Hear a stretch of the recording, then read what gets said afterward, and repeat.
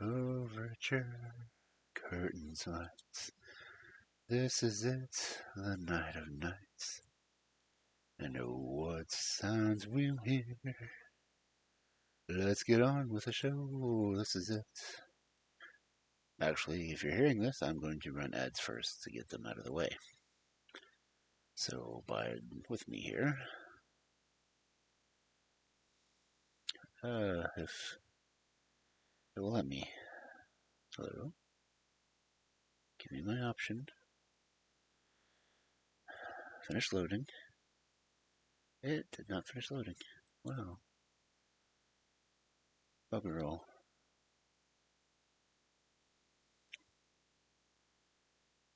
Where's it?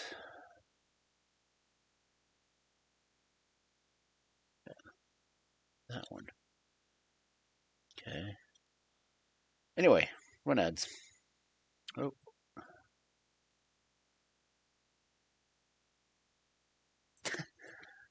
Sam claimed third.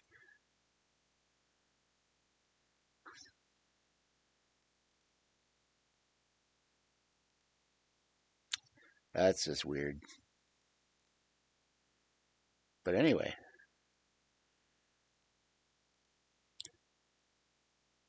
I'm going to go ahead and throw the ads out there just to get them out of the way. Wait. Hold on, what's the wrong one? Where's it? This one? Yeah. I need this one so I can see the chat on here. Nice. Okay. If anyone wants to test the sound alerts, feel free to. Again, I said I'm going to run ads to get them out of the way so we have an hour without interruption. So it's a 3-minute one just to get it out of the way.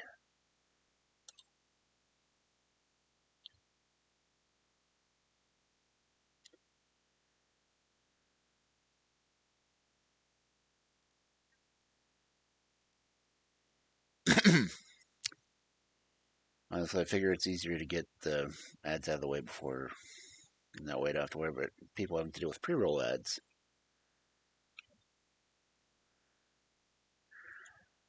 I'm surprised I don't have an auto shout out for Sam yet.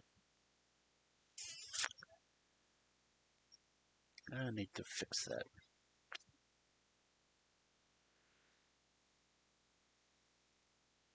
But anyway, this is where I plug things.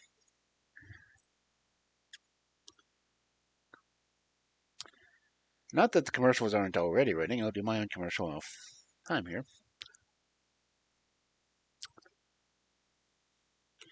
But if you look at my little banner I have above me, and down in the links below, you will see Grey Wolf Rare and Magical Books.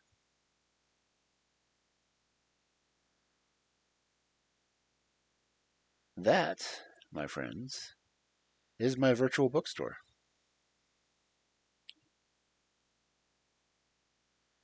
I have lists of the books that I'm reading, and I have lists of the books that I've read.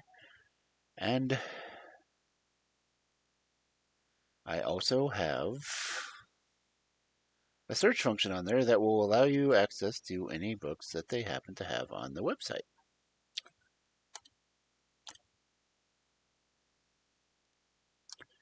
You'll hear this? See if it plays.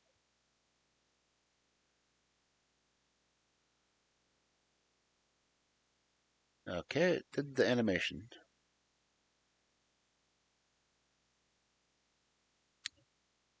But it did not play the sound. I heard the sound, but that's doesn't do you guys any good.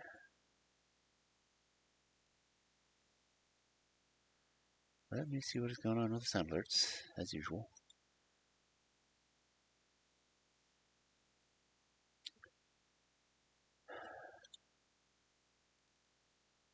Okay, audio control, blah, blah, blah, refresh cache,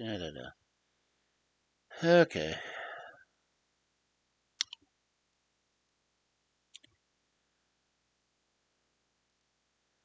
So, still has another minute or so of the ads.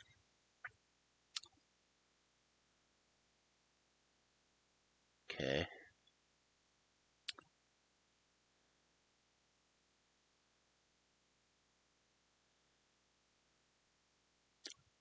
So let me go ahead and try to do the sound alerts thing one more time because I really do want these things to work. Because, well, just because.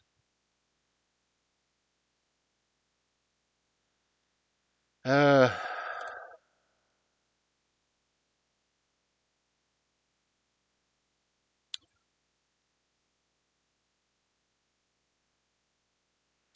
okay, well,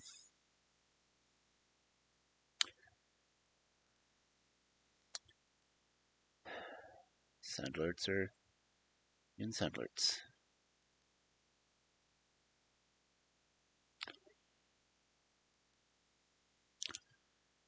Sound alerts. Hold on. It might help if I was listening to monitor and output.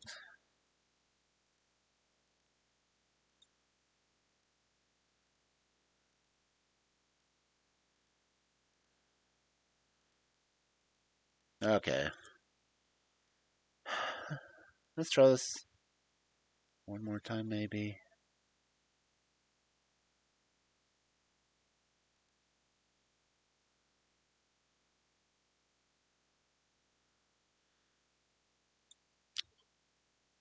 Unless anyone else wants to do sound alerts, but, you know.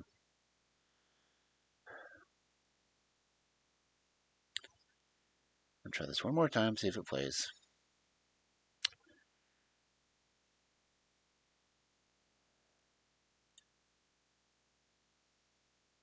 I hear it on my end,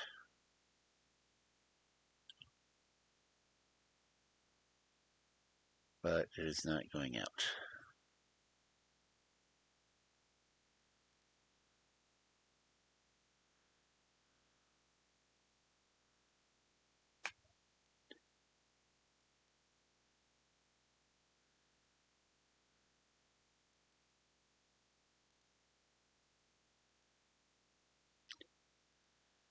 Oh well. Anyway, hope you guys are back.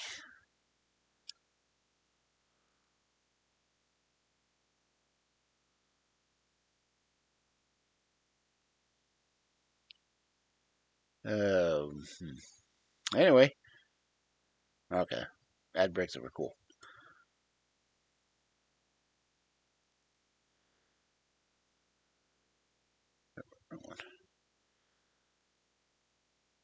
But again, I do have the bookstore, which again is something I've worked to get an affiliate on, and basically you can buy books through my link. You can either get them on my lists that are on it, or you can use a search on there and get any books that you can find on the website. As long as it goes through my store, I do get credit for it. And there is something else that I'm working on right now. Well, a couple of things I'm working on, honestly. I have found a way to hook up my bass to my computer and play on my stream. Now I'm just trying to find music to play. Again, I played on Christmas, but no one was there for it.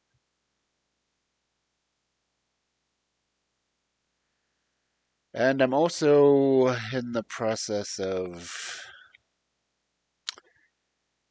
compiling a book of fairy tales,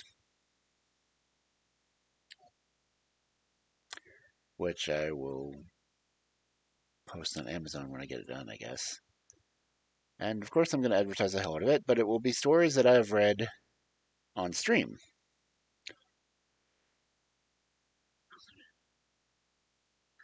Along with my commentary on the stories, because I'm basing it off of my Friday Night Fairy Tales, in which I was originally drunk reading. And I've covered about 6 stories so far, and I'm still working on it. I was editing it for the past couple of days, trying to compile the stories and put all my little side notes in it and everything else. But I'm not sure how I'm going to get access to the cover art that I want to use, because I want to use the one that I used to use for my narrations, but I have to get the permission from the artist for me to use it. And hopefully he'll be cool about it, because I don't really expect to make a lot of money off this. But the artist that I had the model, well, this model and my emotes done through, when I got my first pay through Twitch, I literally gave them half of it. And just as a tip, and thank them for everything that they've done for me in the stream, because they could have charged me a lot more for the stuff that they did for me, but they didn't. And I don't know how I can ever really fully repay them.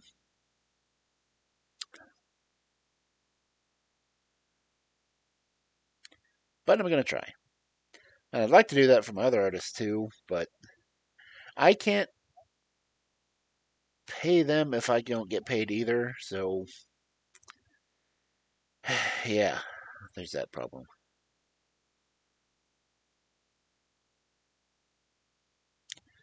I mean, I'd love to get more art too, because if I ever make it the 60 stream days, I'm going to have my free emoji spots open, and I'll try to transfer all my subscription ones that I have now and move them into the free ones, so you guys can have access to all my cool emojis at the moment.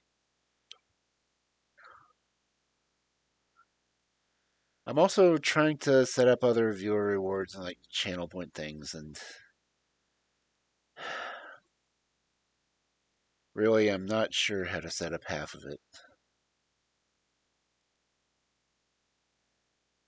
I mean, I've technically, well, I was watching Sam's stream last night,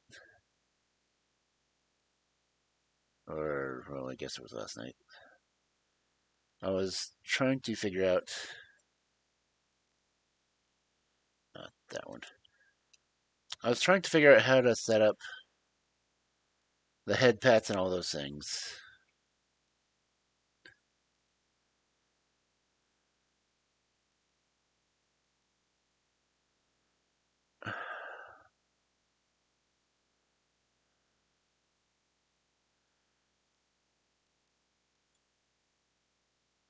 I don't know who that was.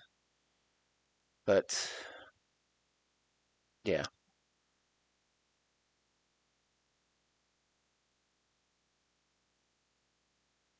things like I don't know if the head bat works or not. I guess I could try it, because I don't know if I even set it up right.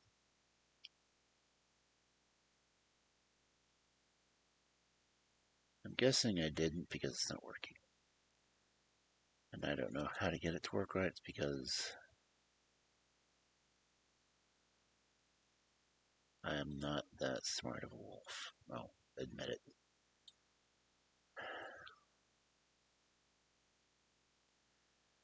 But I'd really like to get you guys more out of my streams, and I really don't know how to do it. As you know, I'm just a storyteller. That's what I do. And since we are already, oh no, it's not. So I got 2 more minutes before I'd start reading. Oh, 1 more minute. Ugh. We are going to start the actual first Sherlock Holmes story. And this one is actually in chapters.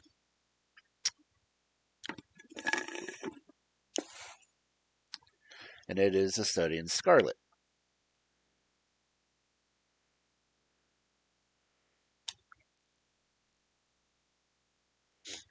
And most of the other Sherlock Holmes stories I've read online, it often refers back to the story.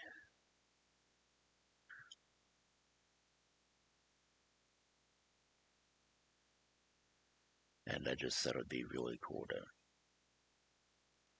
hunt down all the books and get them all in here so I can oh, tell you guys all the stories.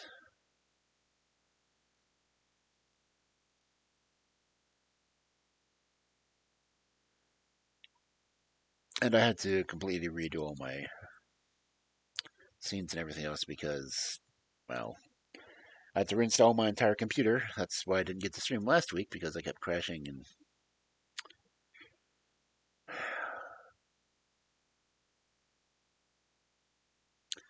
But yeah, let's go over the study.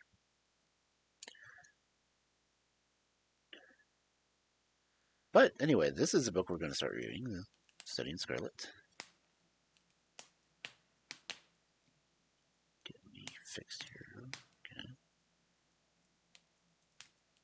That fireplace seems a little loud. Let me check it real quick.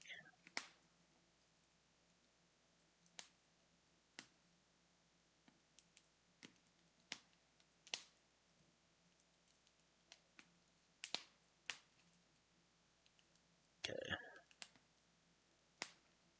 But since we're all here, and it is time,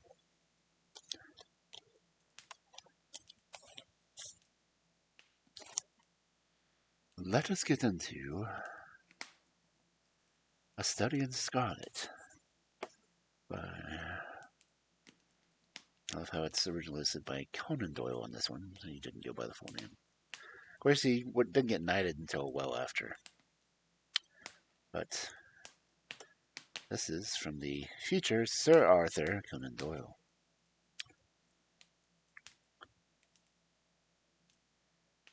Chapter 1, Mr. Sherlock Holmes.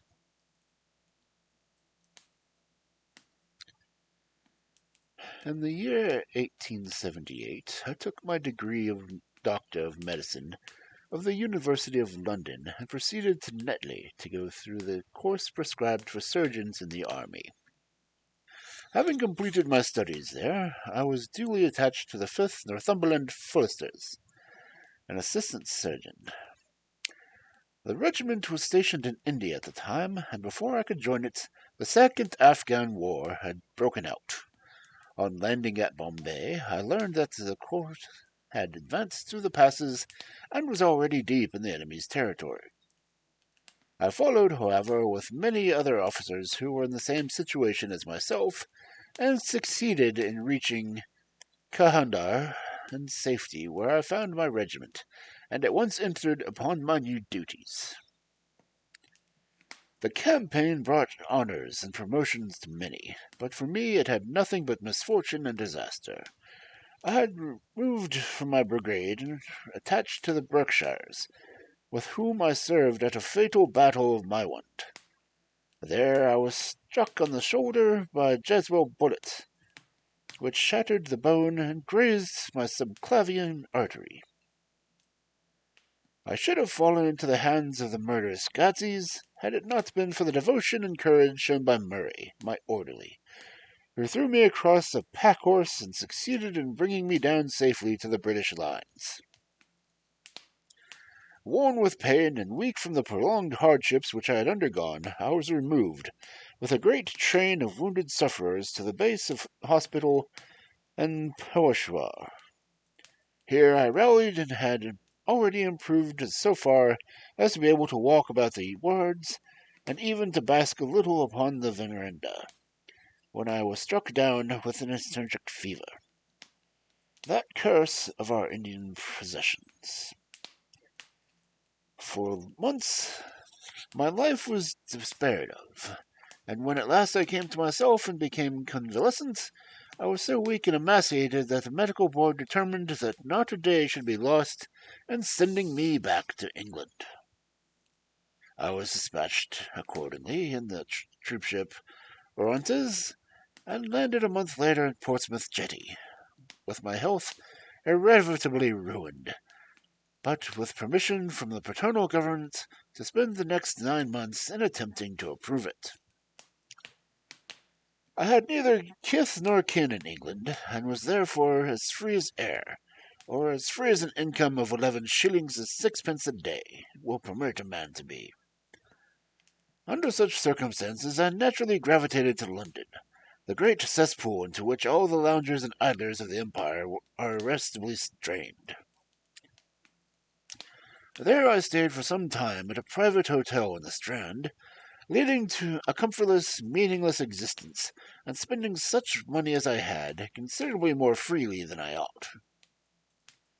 So alarming did the state of my finances become that I soon realized that I must either leave the metropolis and rusticate somewhere in the country, or that I must make a complete alteration of my style of living.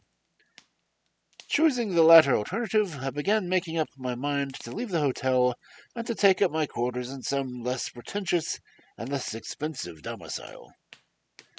On the very day that I had come to this conclusion, I was standing in the Criterion bar when someone tapped me on the shoulder, and turning around I recognized a young Stamford, who had been dresser under me at Bart's. The sight of a friendly face in the great wilderness of London is a pleasant thing indeed to a lonely man. In old days Stamford had never been a particular crony of mine, but now I hailed him with enthusiasm, and he, in his turn, appeared to be delighted to see me. In the exuberance of my joy, I asked him to lunch with me in Holborn, and we started off together in a hansom. "Whatever have you been doing with yourself, Watson?" he asked me with undisguised wonder, as we rattled through the crowded London streets. "You're as thin as a lath and brown as a nut." I gave him a short sketch of my adventures, and had hardly concluded it by the time we reached our destination. "Poor devil," he said, commiserating after he had lessons of my fortunes. "What are you up to now?" "Looking for lodgings," I answered, "trying to solve the problem as to whether it is possible to get comfortable rooms at a reasonable price." "That's a strange thing," remarked my companion. "You're the second man today that has used that expression to me." "And who was the first?" I asked. "A fellow who was working at the chemical laboratory up at the hospital. He was bemoaning himself this morning because he could not get someone to go halves with him in some nice rooms which he had found, and which were too much for his purse." "By Jove!" I cried. "If he really wants someone to share the rooms and the expense, I am the very man for him. I should prefer having a partner to being alone." Young Stamford looked rather strangely at me over his wine-glass. "You don't know Sherlock Holmes yet," he said. "Perhaps you would not care for him as a constant companion." "Why? What is there against him?" "Oh, I didn't say there was anything against him. He is a little queer in his ideas, an enthusiast in some branches of science. As far as I know, he is a decent fellow enough." "A medical student, I suppose?" said I. "No. I have no idea what he intends to go in for. I believe he is well up in anatomy, and he is a first-class chemist, but as far as I know, he has never taken out any systematic medical classes. His studies were very desultory and eccentric, but he has amassed a lot of out-of-the-way knowledge which would astonish his professors." "Did you never ask him what he was going in for?" I asked. "No. He is not a man that is easy to draw out, though he can be communicative enough when the fancy seizes him." "I should like to meet him," I said. "If I am to lodge with anyone, I should prefer a man as studious of quiet habits. I am not strong enough yet to stand much noise and excitement. I had enough of both in Afghanistan to last me for the remainder of my natural existence. How can I meet this friend of yours?" "He is sure to be at the laboratory," returned my companion. "He either avoids the place for weeks, or else he works there from morning till night. If you like, we will drive round together this for luncheon. Certainly, I answered, and the conversation drifted away into other channels. As we made our way to the hospital after leaving the Holborn, Stamford gave me a few more particulars about the gentleman whom I proposed to take as a fellow lodger. You mustn't blame me if you don't get on with him, he said. I know nothing more of him than I've learned from meeting him occasionally in the laboratory. You proposed this arrangement, so you must not hold me responsible. If we don't get on, it will be easy to part company, I answered. It seems to me, Stamford, I added, looking hard at my companion, that you have some reason for washing your hands of this matter. Is this fellow's temper so formidable, or what is it? Don't be mealy-mouthed about it. It is not easy to express the inexpressible, he answered with a laugh. Holmes is a little too scientific for my tastes. It approaches to cold-bloodedness. I can imagine his giving a friend a little pinch of the last vegetable alkaloid, not out of the malevolence, you understand, but simply out of the spirit of inquiry in order to have an accurate idea of the effects. To do him justice, I think he would take it himself with the same readiness. He appears to have a passion for definite and exact knowledge. Very right, too. Yes, but it may be pushed to excess. When it comes to beating the subjects in the dissection rooms with a stick, it is certainly taking a rather bizarre shape.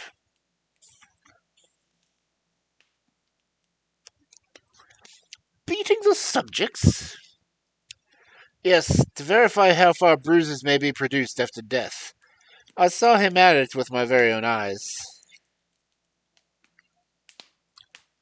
And yet you say he is not a medical student. No, heaven knows what the objects of his studies are. But here we are, and you must form your own impressions about him. As he spoke, we turned down a narrow lane and passed through a small side door which opened into a wing of the great hospital. It was familiar ground to me, and I needed no guiding as we ascended the bleak stone staircase and made our way down to the long corridor with its vista of whitewashed wall and dun-coloured doors. Near the farther end, a low arched passage branched away from it and led into the chemical laboratory. This was a lofty chamber, lined and littered with countless bottles. Broad, low tables were scattered about, which bristled with retorts, test tubes, and little Bunsen lamps with their blue flickering flames. There was only one student in the room, who was bending over a distant table, absorbed in his work. At the sound of our steps, he glanced round and sprang to his feet with a cry of pleasure. "I've found it! I've found it!" he shouted to my companion, running towards us with the test tube in his hand. "I've found a reagent which is precipitated with hemoglobin, and by nothing else." Had he discovered a gold mine, greater delight could not have shone upon his features.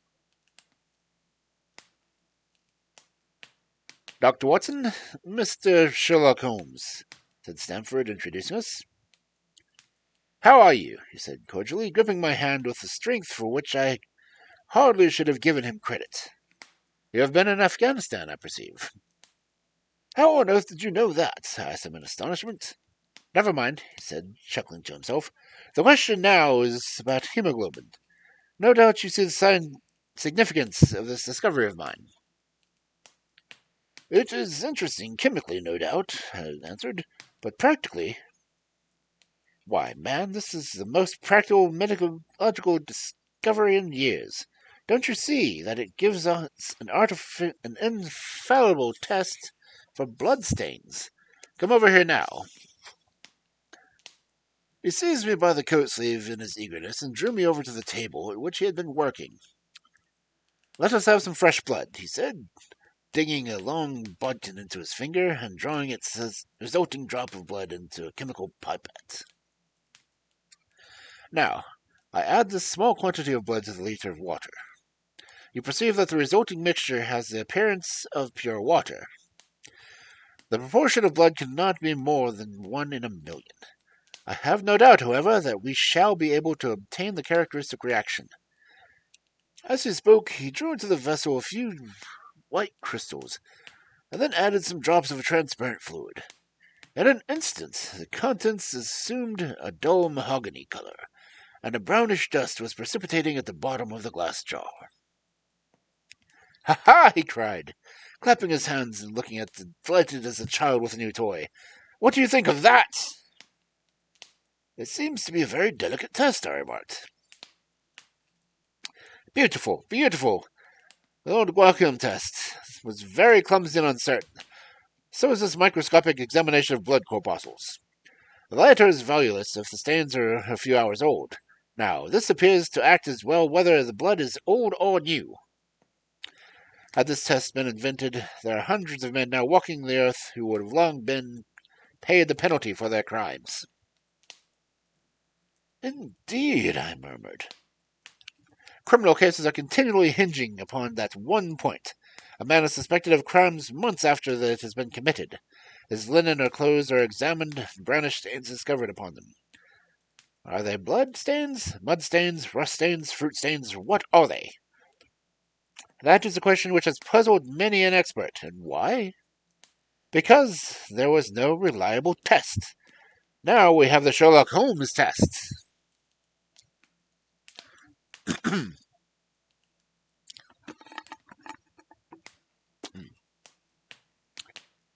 there will be no longer any difficulty."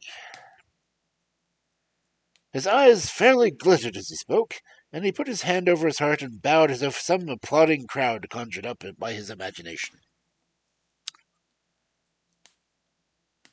"You are to be congratulated," I remarked, considerably surprised at his enthusiasm. "There was a case of von Bischoff of Frankfurt last year. He would certainly have been hung had this test been in existence. Then there was the Mason of Bradford, or the murderous Muller, or the Lefeur of Montpellier, or Samson of New Orleans. I could name a score of cases in which would have been decisive." "You seem to be a walking calendar of crime," said Stanford at the time. "You might start a paper on those lines. Call it Police News of the Past." "Very interesting reading it might have made, too," remarked Sherlock Holmes, sticking a small piece of plaster over the prick on his finger. "I have to be careful," he continued, turning to me with a smile, "for I dabble with poisons a good deal." He held out his hand as we spoke, and I noticed that it was all over mottled with similar pieces of plaster, and discolored with strong acids. "We came here on business," said Stanford, sitting down on a high three-legged stool and pushing another one in my direction with his foot. "My friend here wants to take diggings, and as you were complaining that you could not get anyone to go halves with you, I thought that I had better bring you together." Sherlock Holmes seemed delighted at the idea of sharing his rooms with me. "I have an eye on the suite at Baker Street," he said, "which would suit us down to the ground. You don't mind the smell of strong tobacco, I hope?" "I always smoke ships myself," I answered. "That's good enough. I generally have chemicals about and occasionally do experiments. Would that annoy you?" "By no means." "Let me see. What are my other shortcomings? I get in the dumps at times, and don't open my mouth for days on end. You must not think that I am sulky when I do that. Just let me alone, and I'll soon be all right.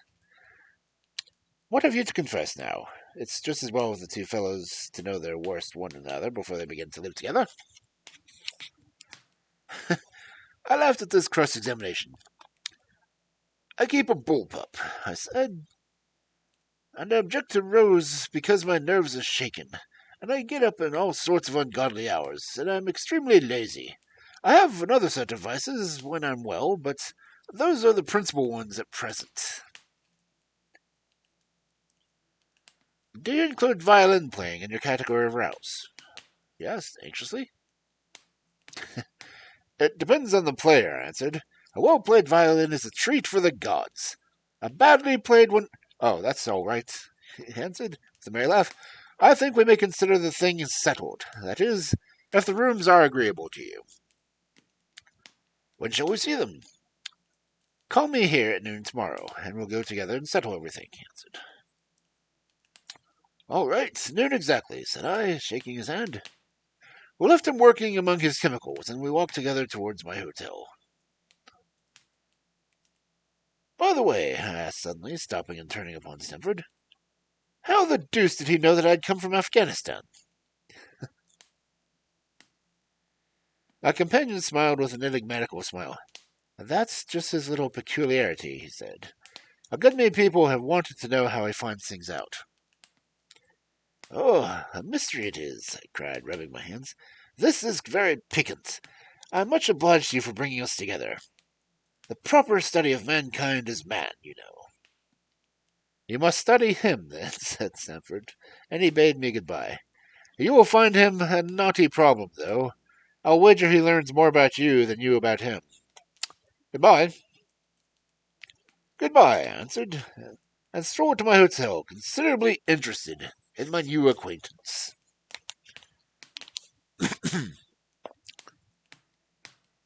And now we know how Watson met Holmes.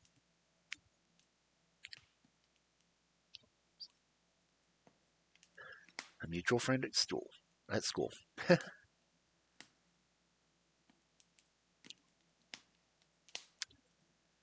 the first chapter of A Study in Scarlet.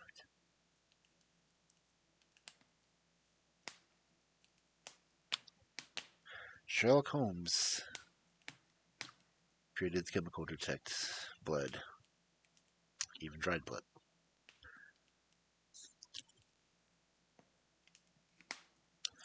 Which is interesting because at the time it was created and it just got mentioned in the book.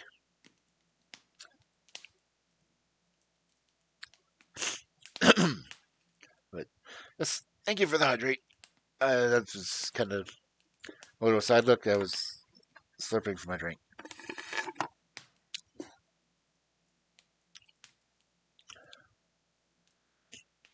Okay. And we continue. Chapter 2. The Science of Deduction.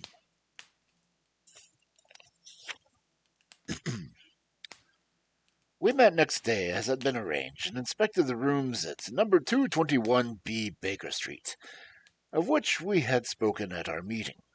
They consisted of a couple of comfortable bedrooms and a large single-area sitting room, cheerfully furnished and illuminated by two broad windows.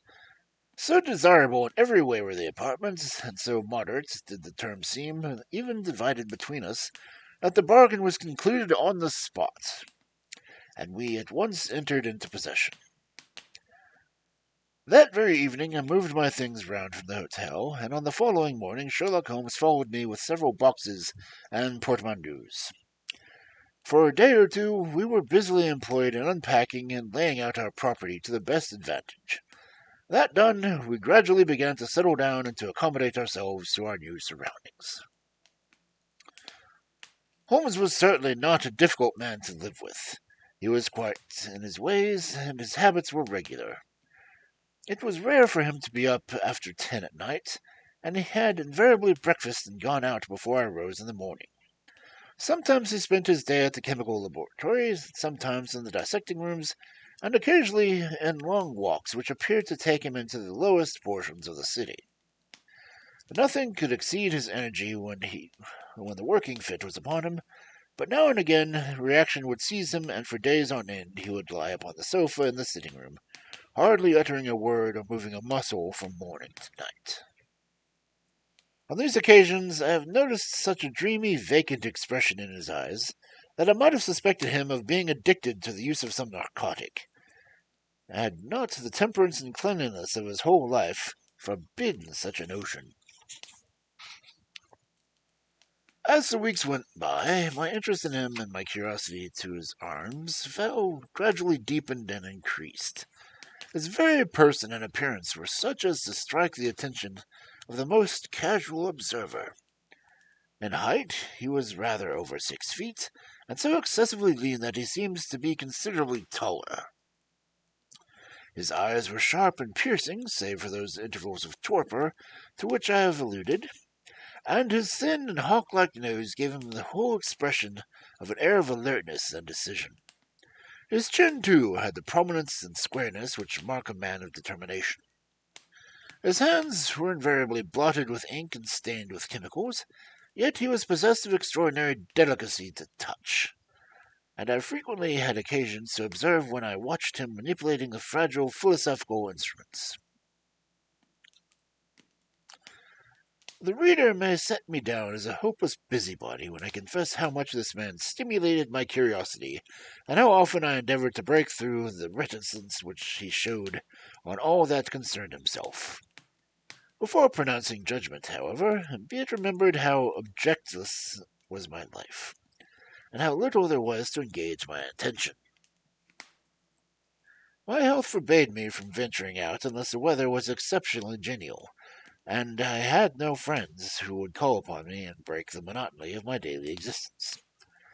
Under these circumstances, I eagerly hailed the little mystery which hung around my companion, and spent much of my time in endeavoring to unravel it. He was not a studying machine. He had himself, in reply to a question, confirmed Stamford's opinion on that point. Neither did he appear to have pursued any course of reading which might fit him for a degree in science, or any other recognized portal which would give him an entrance into the learned world. Yet his zeal for certain studies was remarkable, and within eccentric limits his knowledge was so extraordinarily ample and minute that his observations have fairly astounded me. Surely no man would work so hard or attain such precise information unless he had some definite end in view. Desultory readers are seldom remarkable for the exactness of their learning. No man burdens his mind with small matters unless he has some very good reason for doing so. His ignorance was as remarkable as his knowledge. Of contemporary literature, philosophy, and politics, he appeared to know next to nothing.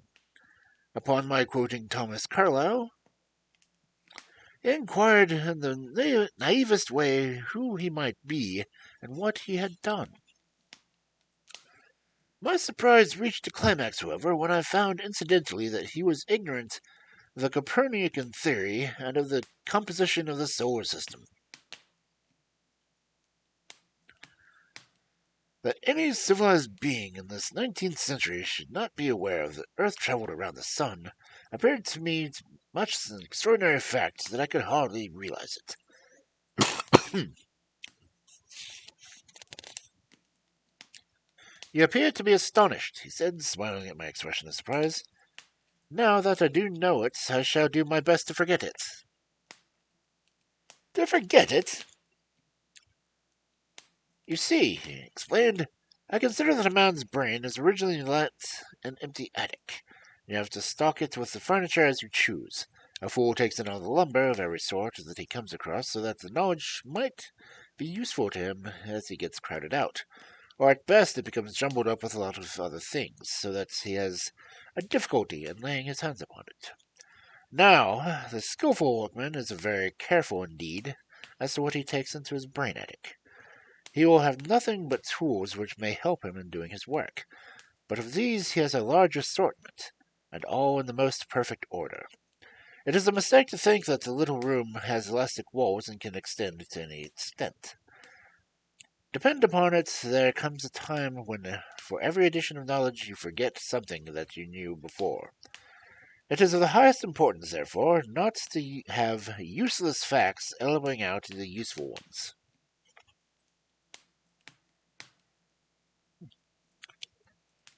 But the solar system, I protested. What the deuce is it to me? He interrupted impatiently. You say that we go around the sun. If we went around the moon, it would not make a penny's worth of difference to me or to my work.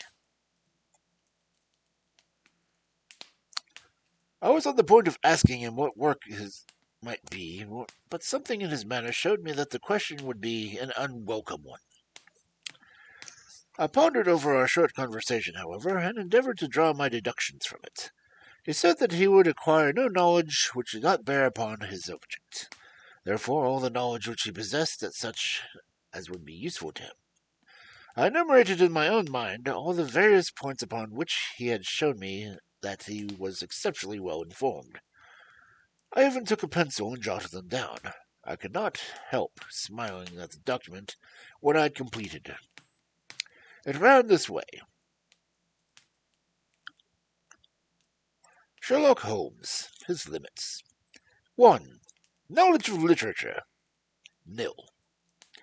2. Knowledge of philosophy, nil. 3. Knowledge of astronomy, nil. 4. Knowledge of politics, feeble. 5. Knowledge of botany, variable. Well up on belladonna, opium, and poisons generally, knows nothing of practical gardening. 6. Knowledge of geology, practical but limited. Tells at a glance different soils from each other. After walks has shown me splashes upon his trousers and told me of the colour and consistence and what part of London he had received them. 7. Knowledge of chemistry, profound. 8. Knowledge of anatomy, accurate but unsystematic. Knowledge of sensational literature, immense. He appears to know every detail of every horror perpetrated in this century. 10. Plays the violin well. 11. He is an expert single-stick, boxer, player, and swordsman.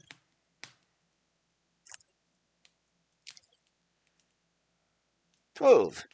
He has a good practical knowledge of British law.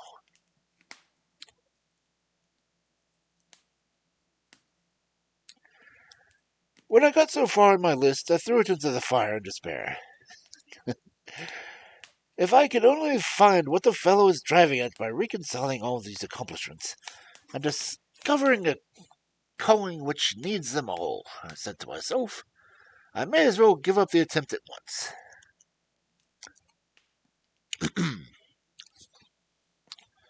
I see that I have alluded above his powers upon the violin. These are very remarkable, but as eccentric as all his other accomplishments. That he could play pieces, and difficult pieces, I knew well, because at my request he has played them for some time of Mendelssohn's Lieder, and other of my favourites. When left to himself, however, he would seldom produce any music or attempt any recognized air. Leaning back in his armchair of an evening, he would close his eyes and scrape carelessly at the fiddle, which was thrown across his knee. Sometimes chords were sonorous and melodic. Occasionally they were fantastic and cheerful. Clearly they reflected the thoughts which possessed him. But whether the music aided those thoughts, or whether the playing was simply a result of the whim of fancy, was more than I could determine. I might have rebelled against these exasperating solos had it not been that he usually terminated them by playing a quick succession of whole series of my favourite airs as a slight compensation for the trial upon my patience.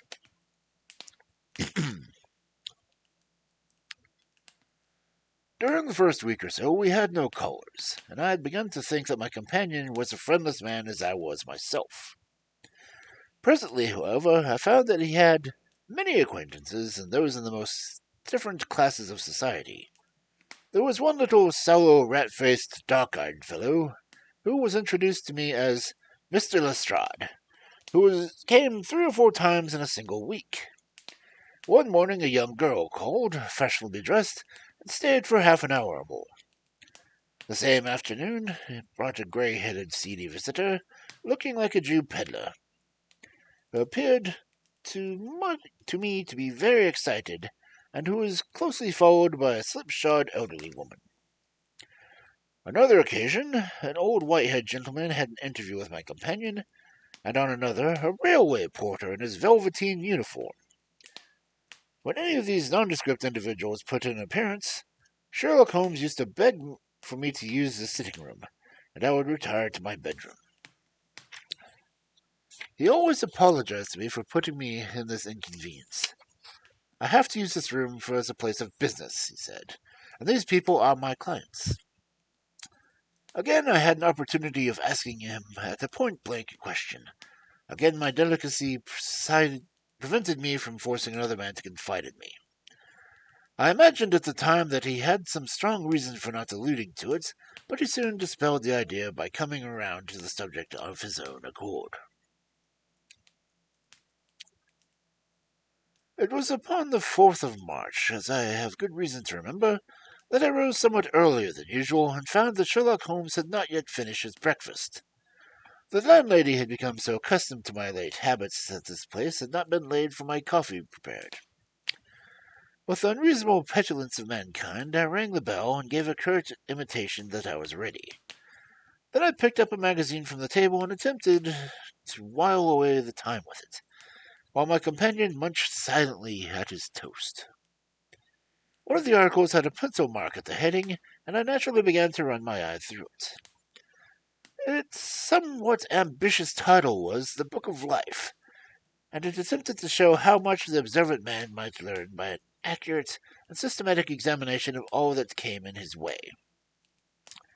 It struck me as being a remarkable mixture of shrewdness and of absurdity. The reasoning was close and intense, but the deductions appeared to me as far-fetched and exaggerated. The writer claimed by a momentary expression, a twitch of a muscle or a glance of an eye, to fathom a man's inmost thoughts.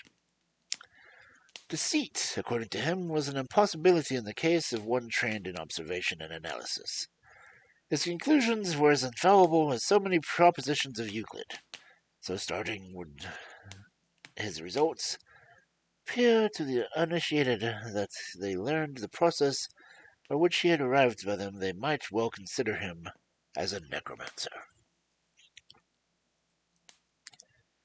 From a drop of water, said the writer, a logistician would infer the impossibility of Atlantic or Niagara without having seen or heard of either or the other. So all life is a great chain, the nature of which is known whenever we are shown a single link of it. Like all other arts, the science of deduction and analysis is one which can only be acquired by long and patient study, nor is life long enough to allow any mortal to attain the highest perfection of it. Before turning to those mortal and mental aspects of the matter at present, the greatest difficulties, let the inquirer begin by mastering more elementary problems. Let him, on the meeting of a fellow mortal, learn at a glance to distinguish the history of the man, and the trade or profession to which he belongs. Puerile as such an exercise may seem, it sharpens the faculties of observation and teaches one where to look and what to look for. By a man's fingernails, by his coat sleeve, by his boot, by his trouser knees, by the callosities of his forefinger and thumb, by his expression, by his shirt cuffs, by each of these things a man's calling is plainly revealed. That all united should fall to enlightens a competent inquirer in any case is almost inconceivable. What ineffable twaddle! I cried, slapping the magazine down on the table. I never read such rubbish in my life. What is it? Asked Sherlock Holmes. Why, this article, I said, pointing it at with an egg spoon as I sat down to my breakfast. I see that you have read it since you have marked it. I don't deny that it is smartly written. It irritates me, though. It is evidently a theory of some armchair lounger who evolves all these neat little paradoxes in the seclusion of his own study. It is not practical. I should like to see him clapped down for a third-class carriage to the underground, and asked to give the trades of all his fellow travellers.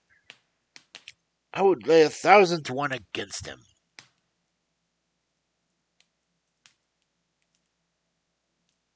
You would lose all of your money, Holmes remarked calmly. As for the article, I wrote it myself. You? Yes. I have a turn both for observations and for deduction. The theories which I have expressed there, and which appear to you to be so chimerical, are really extremely practical, so practical that I depend upon them for my bread and cheese. And how? I asked involuntarily. Well, I have a trade of my own. I suppose I am the only one in the world. I am a consulting detective, if you can understand what that is. Here in London, we have lots of government detectives and a lot of private ones. When these fellows are at fault, they come to me, and I manage to put them in the right scent. They lay all the evidence before me, and I am generally able, by the help of my knowledge of the history of crime, to set them straight. There is a strong family resemblance about misdeeds, and if you have all the details of 1,000 at your finger ends, it is odd if you can't unravel the 1,000th. Lestrade is a well-known detective. He got himself into a fog recently in a forgery case, and that was what brought him here. And these other people? They are mostly sent on a private inquiries agencies. They are all people who are in trouble about something and want a little enlightening. I listen to their stories, they listen to my comments, and then I pocket my fee. Do you mean to say, I said, that without leaving your room you can unravel some knots that other men can make nothing of, although they have seen every detail for themselves? Quite so. I have a kind of intuition that way. And now and again a case turns up which is a little more complex. Then I have to bustle out and about to see things with my own eyes. You see, I have a lot of special knowledge which I apply to the problem, and which facilitates matters wonderfully. Those rules of deduction laid down in the article which aroused your scorn are invaluable to me in practical work. Observation with me is a second nature. You appeared to be surprised when I told you, on our first meeting, that you have come from Afghanistan. You were told, no doubt. Nothing of the sort. I knew you came from Afghanistan. From long habit, the train of thoughts ran so swiftly through my mind that I arrived at the conclusion without being conscious of the immediate steps. There are such steps, however. The train of a reasoning man. Here is a gentleman of a medical type, with the air of a military man. Clearly an army doctor, then. He has just come from the tropics, for his face is dark. And that is not the natural tint of his skin, for his wrists are fair. He has undergone hardship and sickness, his haggard face clearly says. His left arm has been injured.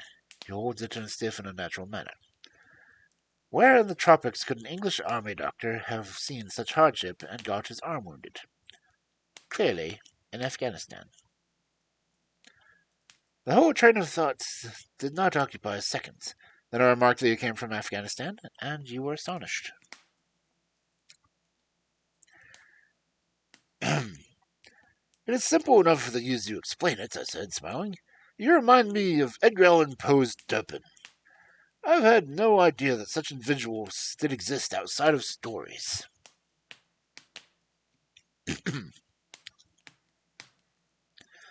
Sherlock Holmes rose and lit his pipe. No doubt you think that you are complimenting me by comparing me to Dupin, he observed. Now, in my opinion, Dupin was a very inferior fellow. That trick of his of breaking in on his friend's thoughts with an apparatus remark after a quarter of an hour's silence is really very showy and superficial. He had some analytical genius, no doubt, but he was by no means such a phenomenon as Poe appeared to imagine. Have you read Cabrillo's works? I asked. Does Lecoq come up in your idea as a detective? Sherlock Holmes sniffed sardonically. Lecoq was a miserable bungler, he said, with an angry voice. He had only one thing to recommend him, and that was his energy. That book made me positively ill. The question was how to identify an unknown prisoner. I could have done it in 24 hours. Lecoq took 6 months or so. It might be made a textbook for detectives to teach them what to avoid.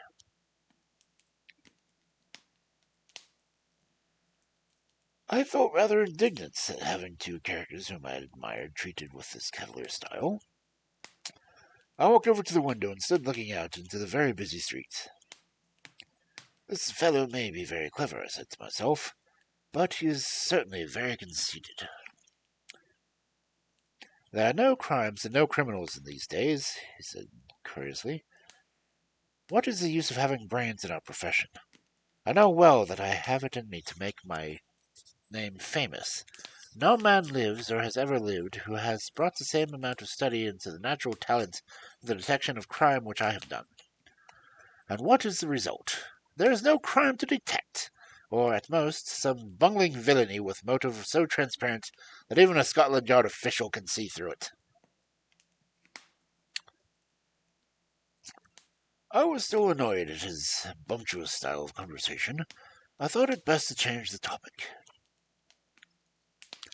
I wonder what that fellow was looking for, I asked, pointing to a stalwart, plainly dressed individual who was walking slowly down the other side of the street, looking anxiously at the numbers. He had a large blue envelope in his hand, and was evidently the bearer of a message. You mean the retired sergeant of the Marines, said Sherlock Holmes. Brag and bounce, thought I to myself. He knows that I cannot verify his guess. The thought hardly passed through my mind when the man whom we were watching caught sight of the number of our door, and ran rapidly across the roadway. We heard a loud knock and a deep voice below, and heavy steps ascending the stairs.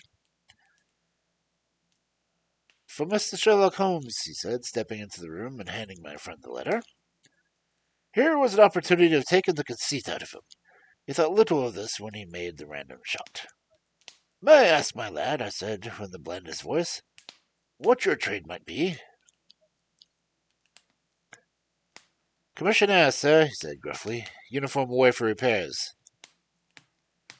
"And you were?" I asked in a slightly malicious glance to my companion. "A sergeant, sir. Royal Marine, Light Infantry, sir." No answer. Right, sir? He clicked his heels together and raised his hand in salute.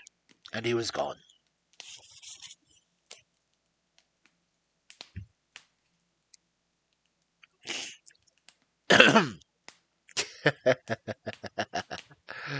uh,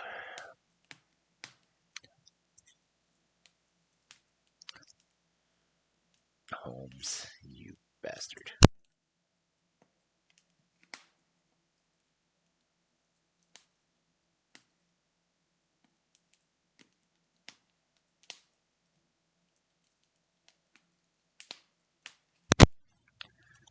Honestly, does it make you wonder if he's dealt with him before?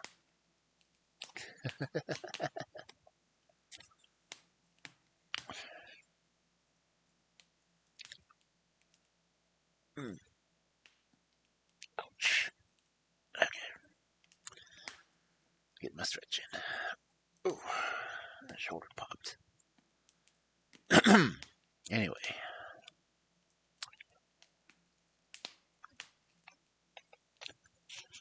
We continue.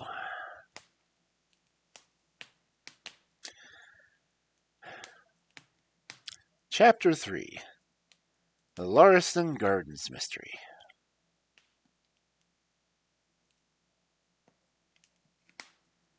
I confess that I was considerably startled by this fresh proof of the practical nature of my companion's theories.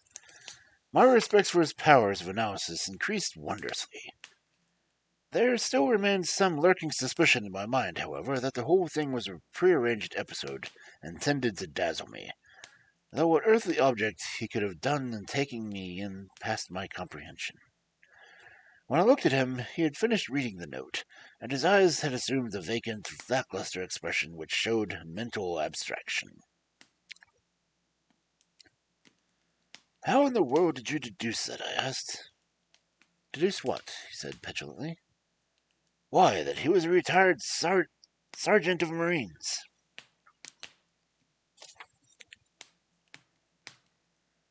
"I have no time for trifles," he answered briskly, then said with a smile, "Excuse my rudeness.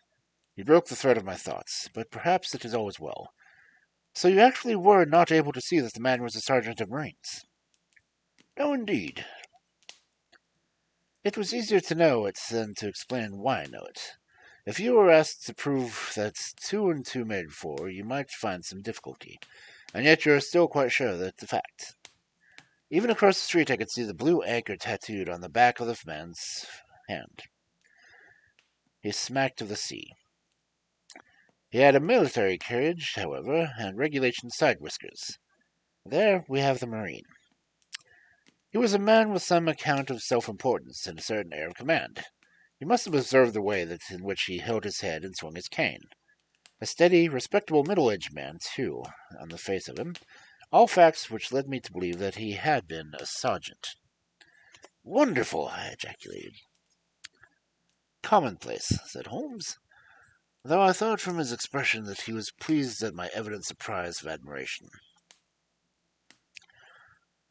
I said just now that there was no criminals. It appears that I am wrong. Look at this. He threw me over the note which the commissary had brought. Why, I cried as I cast my eyes over it, this is terrible. It does seem to be a little out of the common, he remarked calmly. Would you mind reading it to me aloud? This is a letter which I read to him. My dear Sherlock Holmes, there has been a bad business during the night of the 3 Lanterns Gardens off the Brixton Road. A man on the beach saw a light there about 2 in the morning, and as his house was an empty one, suspected that something was amiss. He found the door open, and in the front room, which was bare of furniture, discovered a body of a gentleman, well dressed and having cards in his pocket bearing the name of Nick Drebler, Cleveland, Ohio, USA. There had been no robbery, nor is there any evidence as to show the man met his death. There were marks of blood in the room, but there was no wound on his person. We are at a loss of how he came into the empty house. Indeed, the whole affair is a puzzler. If you can come round to the house any time before 12, you will find me there. I have left everything in statu quo until I hear from you. If you are unable to come, I shall give you further details, and would esteem it a great kindness if you were to favour me with your opinion. Yours faithfully, Tobias Gregson. Gregson is one of the smartest of the Scotland Yarders, my friend remarked. He and Lestrade are quick to pick up a bad lot. They are both quick and energetic, but conventional, shockingly so. They have their knives out at one another, too. They are as jealous as a pair of professional beauties. There will be some fun over this case if they are both put on the scent. I was amazed at the calm way in which he rippled on. Surely there is not a moment to be lost, I cried. Shall I go and order you a cab? I'm not sure about whether I will go or not. I'm the most incurably lazy devil that ever stood on the shoe leather. That is, when the fit is on me, for I can be as spry enough at times. Why, it is for a chance as you've been longing for. My dear fellow, what does it matter to me? Supposing I unravel the whole matter, you may as well be sure that Gregson, Lestrade, and company will pocket all the credit. That comes of being an unofficial personage. But he begs you to help him. Yes, he knows that I am his superior and acknowledges it to me, but he would cut his tongue out before he would own it to any third person. However, he may as well go and have a look. I shall work it out on my own hook. I may have a laugh at them, if I have nothing else. Come on. He hustled on his overcoat and bustled about in a way that showed that an energetic fit had superseded the apathetic one. Get your hat, he said. You wish me to come? Yes, if you have nothing better to do. A minute later we were both in a hansom, driving furiously from Brixton Road. It was a foggy, cloudy morning, and the Duncorn Vale hung on the rooftops, looking like a reflection of the mud-covered street beneath.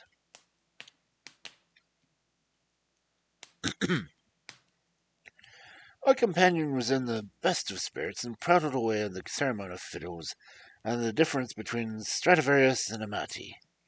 As for myself, I was silent, for the dull weather and the melancholy business upon which we were engaged depressed my spirits. You don't seem to give much thought to the matter at hand, I said at last, interrupting Holmes's musical disquisition. No data yet, he answered. It is a capital mistake to theorize before you have all the evidence. It biases the judgment. You will have your data soon, I remarked, pointing at my finger. This is the Brixton Road, and that is a house, if I am not very much mistaken.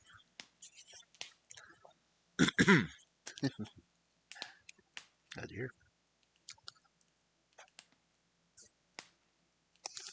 So it is. Stop, driver, stop. We're still 100 yards or so from it, but he insisted upon our alighting, and we finished our journey upon foot.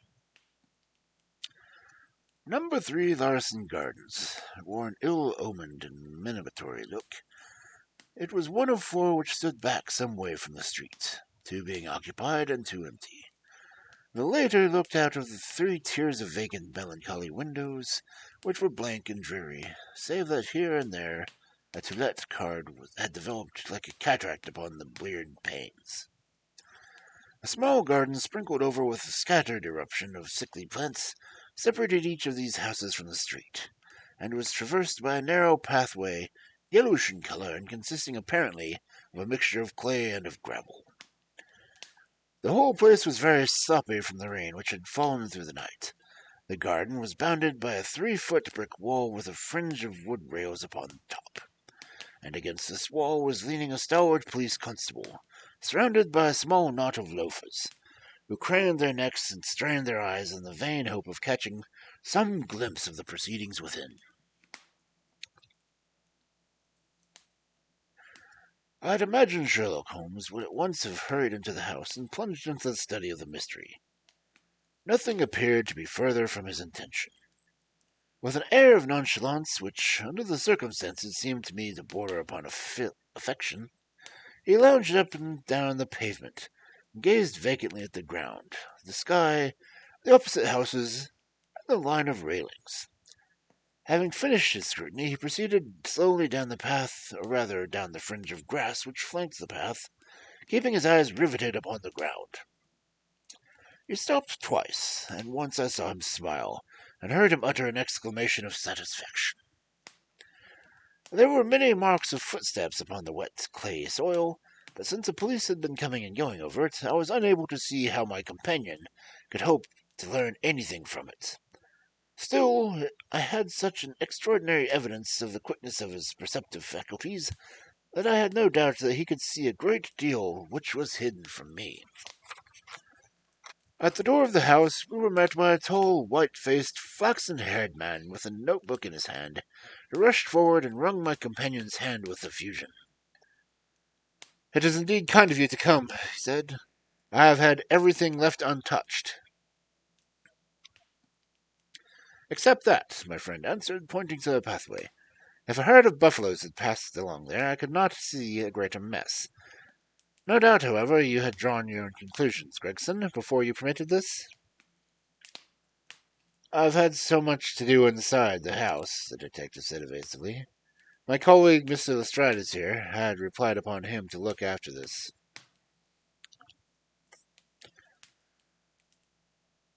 Holmes glanced at me and raised his eyebrows sardonically. "With such 2 men as yourself and Lestrade upon the ground, there will not be much of a third party to find out," he said. Gregson rubbed his hands in a self-satisfied way. "I think we have done all that we can done," he answered. "It's a queer enough case, though, and I knew your taste for such things." "You did not come here in a cab?" asked Sherlock Holmes. "No, sir." "Nor Lestrade?" "No, sir." "Then let us go and look at the room," which seems consequent to remark as he strode into the house, followed by Gregson, whose features appeared and showed his astonishment. A short passage, bare planked and dusty, led to the kitchen and offices. 2 doors opened out of it to the left and to the right. One of these had obviously been closed for many weeks. The other belonged to the dining room, which was the apartment in which the mysterious affair had occurred. Holmes walked in, and I followed him with the subdued feeling at my heart which the presence of death inspires. It was a large square room, looking all the larger from the absence of all the furniture. A vulgar flaring paper adorned the walls, but it was blotched in places with mildew, and here and there great strips had become detached and hung down, exposing the yellow plaster beneath. Opposite the door was a showy fireplace, surmounted by a mantelpiece of imitation white marble. On the corner there was a stump of a red wax candle. The solitary window was no dirtier than the light was hazy and uncertain, giving a dull grey tinge to everything, which was intensified by the thick layer of dust which coated the whole apartment. All of these details I observed afterwards. At present, my attention was centered upon the single grim, motionless figure which lay stretched upon the boards, with vacant, sightless eyes staring up at the discolored ceiling. It was that of a man about 43 or 44 years of age, middle-sized, broad-shouldered, with a crisp, curling black hair and a short, stubby beard. He was dressed in a heavy broadcloth frock coat and waistcoat and light-colored trousers, and immaculate collar and cuffs. A top hat, well brushed and trim, was placed upon the floor beside him. His hands were clenched and his arms thrown abroad, while his lower limbs were interlocked, as though the death struggle had been a grievous one. On his rigid face there stood an expression of horror, and, as it seemed to me, of hatred, such as I have never seen upon human features. This malignant and terrible contortion, combined with a low forehead, blunt nose, and prodigious jaw, gave the dead man a singularly sumptuous and ape-like appearance, which was increased by his writhing and unnatural posture. I have seen death in many forms, but never has it appeared to me more fearsome aspect than in the dark, grimy apartment, which looked out upon one of the main arteries of suburban London. Lestrade, lean and fair-like as ever, was standing by the doorway and greeted my companion and myself. "This case will make a stir, sir," he remarked. "It beats anything I've ever seen, and I'm no chicken." "There's no clue," said Gregson. "None at all," chimed in Lestrade.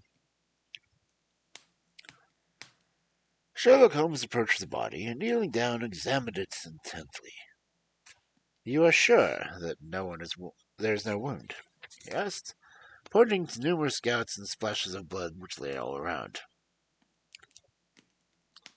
"Positive," both detectives cried out. "And of course this blood belongs to the second individual, presumably the murderer, if murder has been committed. It reminds me of the circumstances attendant on the death of Van Jassen of Utrecht, in the year 34. Do you remember the case, Gregson?" "No, sir." "Read it up. You really should. There's nothing new under the sun.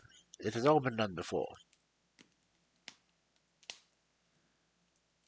As he spoke, his nimble fingers were flying here and there and everywhere, feeling, pressing, unbuttoning, examining, while his eyes wore the same faraway expression which I have already remarked upon. So swiftly was his examination made that one would hardly have guessed the minuteness with which it was conducted. Finally, he sniffed the dead man's lips, then glanced at the soles of the patient leather boots.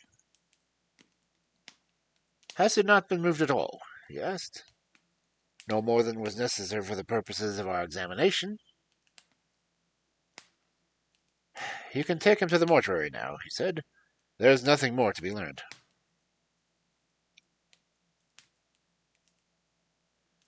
Gregson had a stretcher and 4 men at hand. At his call they entered the room, and the stranger was lifted and carried out. As they raised him, a ring tinkled down and rolled across the floor. Lestrade grabbed it up and stared at it with mystified eyes. "There's been a woman here," he cried. "It's a woman's wedding ring." He held it out, as he spoke, upon the palm of his hand. We all gathered round him and gazed at it. There could be no doubt that the circlet of plain gold had once adorned the finger of a bride. "This complicates matters," said Gregson. "Heaven knows they were complicated enough before." "You're sure it doesn't simplify them?" observed Holmes. There's nothing to be learned by staring at it. What did you find in his pockets?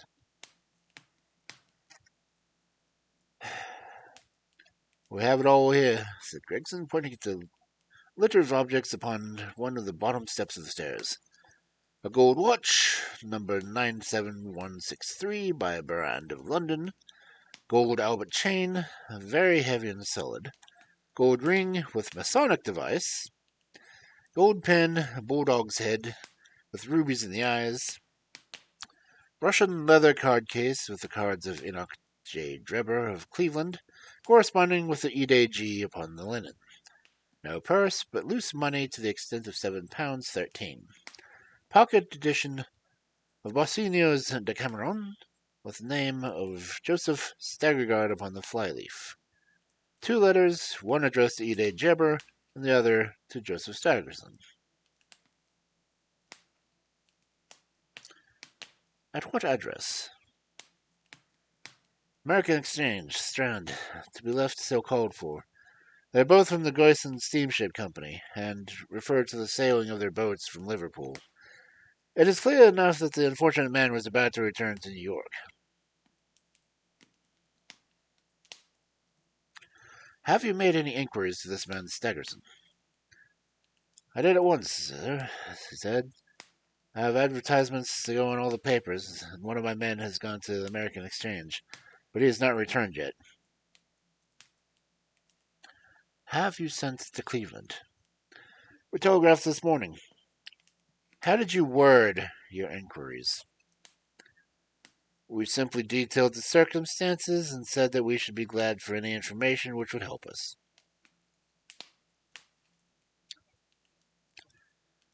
You did not ask for particulars on any point in which it appeared to be crucial. I asked about Staggerson. Nothing else. Is there no circumstance in which this whole case appears to hinge? Will you not telegraph again? I have said all I have to say, said Gregson, in an offended voice. Sherlock Holmes chuckled to himself, and appeared to be about to make some remark when Lestrade, who had been in the front room while we were holding this conversation in the hall, reappeared upon the scene, rubbing his hands in a pompous and self-satisfied manner. Mr. Gregson, he said, I have just made a discovery of the highest importance, and one which would have been overlooked had it not been made a careful examination of the walls. The little man's eyes sparkled as he spoke, and he was evidently in a state of suspended exultation at having scored a point against his colleague. Come here, he said, bustling back into the other room, the atmosphere of which felt cleaner since the removal of the ghastly inmate. Now, stand here. He struck a match on his boot and held it up against the wall. Look at that, he said triumphantly. I remarked that the paper had fallen away in parts. In this particular corner of the room, a large piece had been peeled off, leaving a yellow square of coarse plastering. Across this bare space, there was scrawled in blood-red letters a single word. Rotch. What do you think of that? Cried the detective, with his air of showmanship exhibiting his show. This was overlooked because it was in the darkest corner of the room, and no one thought to look in here. The murderer has written it with her own blood. See the smear where it's trickled down the wall. That disposes the idea of suicide, anyway. Why was that corner chosen to write on? Well, I will tell you. See that candle on the mantelpiece? It was lit at the time. And if it was lit, this corner would be the brightest instead of the darkest portion of the wall. And what does it mean that you have found it? Asked Gregson in a deprecatory voice. Mean? Well, it means the writer was going to put the female name Rachel, which was disturbed before she was able to finish. Ye mark my words. When this case comes to be cleared up, you will find the woman named Rachel has something to do with it. It's all very well for you to laugh, Mr. Holmes. You may be very smart and clever, but the old hound is still the best, when all is said and done. I really beg your pardon, said my companion, who had ruffled this little man's temper by bursting into an explosion of laughter. You certainly have the credit of not being the first of us to find it out, and as you say, it bears every mark of having been written by the other participants of last night's mystery. I have not had time to examine this room yet, but with your permission I shall do so now. As he spoke, he whipped a tape measure and a large round magnifying glass from his pocket. With these two implements he trotted noiselessly around the room, sometimes stopping, occasionally kneeling, and once lying flat upon his face. So engrossed was he with his occupation that he appeared to have forgotten our presence, for that chattering away to himself under his breath the whole time kept up a running fire of exclamations, groans, whistles, and little cries suggestive of encouragement and hope. As I watched him, I was irresistibly reminded of a pure-blooded, well-trained foxhound, as it dashes forward and backwards through the covert, whining for its eagerness until it comes across a lost scent. For 20 minutes or more he continued his researches, measuring with the most exact care and distance between marks which were intently invisible to me, occasionally applying his tape to the walls in an equally incomprehensible manner. In one place he gathered up very careful a little pile of grey dust from the floor, and packed it away in an envelope. Finally he examined with his glass the word upon the wall, going over every letter of it with the most minute exactness. This done, he appeared to be satisfied, for he replaced his tape and his glass in his pocket. They say that genius is an infinite capacity for taking pains, he remarked with a smile. It's a very bad definition, but it does apply to detective work.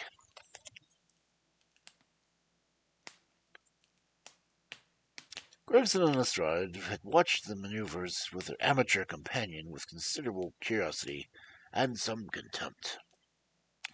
They evidently failed to appreciate the fact which I was beginning to realize, that Sherlock Holmes's smallest actions were all directed toward some definite and practical end.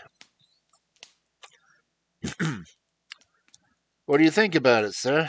They both asked. It would be robbing you of the credit of the case if I were to presume to help you, remarked my friend.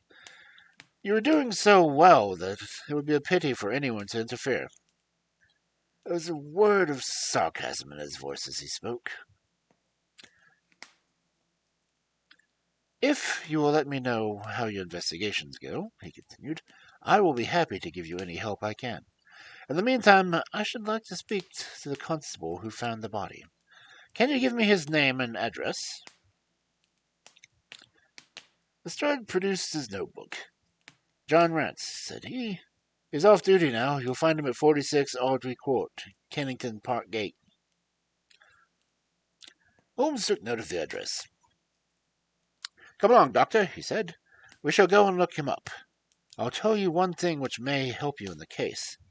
He continued, turning to the two detectives. There has been a murder done, and the murderer was a man. He was more than 6 feet high, and was in the prime of his life. Had small feet for his height, wore coarse, square-toed boots, and smoked a Trichinopoly cigar. He came here with the victim in his four-wheeled cab, which was drawn by a horse with 3 old shoes and 1 new one on his off foreleg. In all probability, the murderer had a florid face, and the fingernails on his right hand were remarkably long. These are only a few indications, but they may assist you. Lestrade and Gregson glanced at each other for an incredulous smile. If this man was murdered, how was it done? Asked the former. Poison, said Sherlock Holmes curtly, and strode off. One other thing, Lestrade, he added, turning round at the door. Rush is a German for revenge, so don't lose your time looking for Miss Rachel. With the Parsivan shot, he walked away, leaving the two rivals open-mouthed behind him.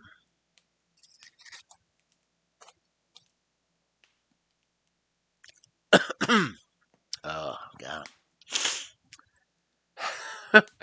Holmes does like picking on Scotland Yard. He really does.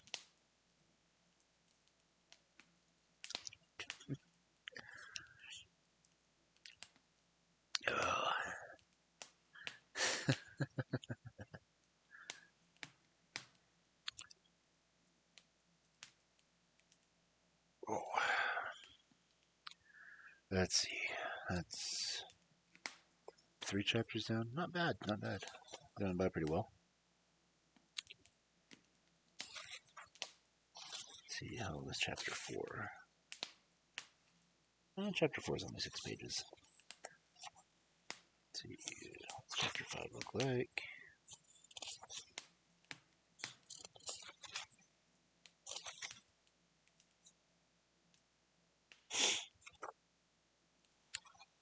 Oh, well, yeah, I'll do 2 more chapters. Do chapter 4 and chapter 5.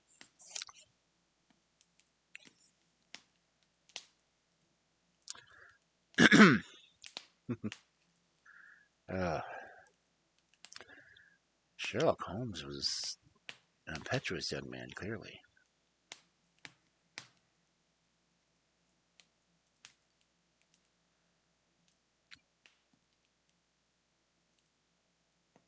I like the fact that he's, doing everything the way he is.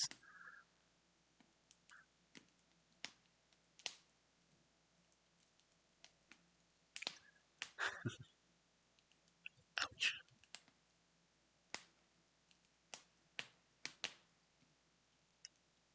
Okay, keep going.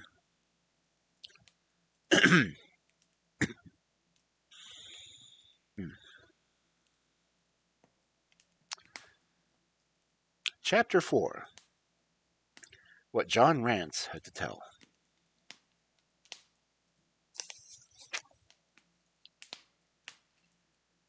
It was 1 o'clock when we left number 3 Lauriston Gardens. Sherlock Holmes led me to the nearest telegraph office, whence he dispatched a long telegram. He then hailed a cab and ordered the driver to take us to the address given to us by Lestrade. There is nothing like first-hand evidence, he remarked. As a matter of fact, my mind is entirely made up on the case, but we still may have to learn from what is to be learned. You amaze me, Holmes, said I. Surely you are not sure that you pretend to be all those particulars which you gave. There's no room for mistake, he answered. The very first thing I did, which was observed on arriving them, was that the cab was made 2 ruts with its wheels close to the curb. Now, up to last night, we have had no rain for a week, so that those wheels which had left deep impression must have been there during the night. There were the marks of the horse's hoofs, too, the outline of one which was far more clearly cut than those of the other 3, showing that it must be a new shoe. Since the cab was there after the rain began, and was not there at any time during the morning, I have Gregson's word for it. It allows that it must have been there during the night, and therefore that it brought those 2 individuals to the house. That seems simple enough, said I, but how about the other man's height? Why, the height of the man, in 9 cases out of 10, can be told the length of the stride. It is a simple calculation enough, though there is no use in my boring you with figures. I had this fellow's stride both on the clay outside and on the dust within. But then I had a way of checking my calculation. When the man writes on the wall, his instinct leads him to write about the level of his own eyes. Now that the writing was just over 6 feet from the ground, it was child's play. And his age, I asked? Well, if a man can stride 4.5 feet without the smallest effort, he can't be quite in the sere and yellow. That was the breadth of the puddle of the garden walk which he had evidently walked across. Patent leather boots had gone round, and square toes had hopped over. There is no mystery about it all. I am simply applying the extraordinary life of those few perceptions of observation and deduction which I have advocated in that article. Is there anything else that puzzles you? The fingernails in the Trichipoli, I suggested. The writing on the wall was done with a man's forefinger dipped in blood. My glass allowed me to observe that the plaster was slightly scratched in doing so, which would not have been the case if the man's fingernails had been trimmed. I gathered up some of the scattered ash from the floor. It was a dark and color of flaky, such as the ash is only made up by Trichinopoli. I've made a special study of cigar ashes. In fact, I've written a monograph upon the subject. I flatter myself that I can distinguish at a glance the ash of any known brand of cigar or tobacco. It is just in such details that the skilled detective differs from Gregson and the lesson type.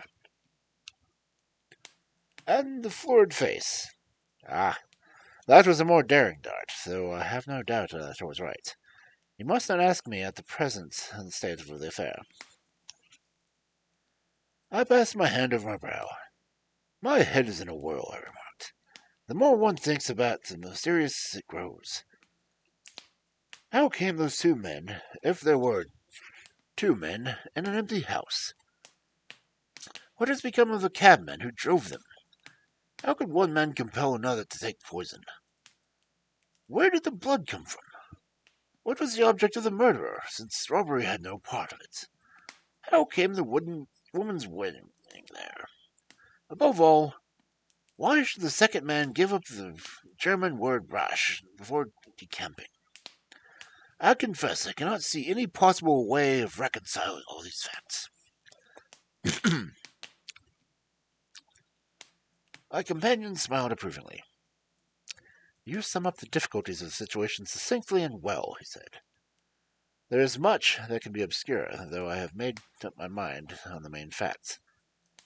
As to poor Lestrade's discovery, it was simply a blind intended to put your police upon the wrong track, by suggesting socialism and secret societies.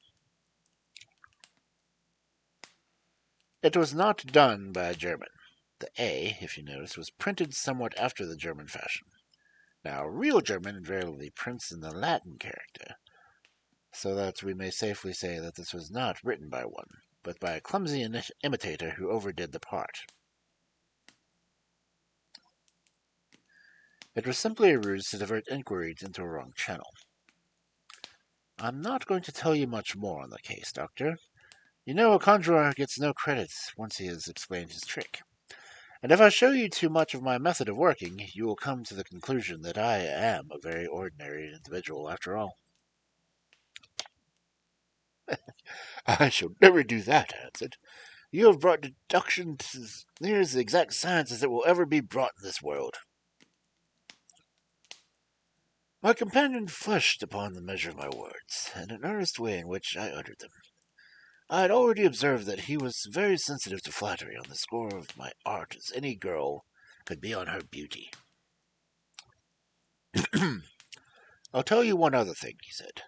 The patent leathers and the square toes came in the same cab, and they walked down the pathway together as friendly as possible, arm in arm in all probability. When they got inside, they walked up and down the room, or rather, patent leathers stood while the square toes walked up and down.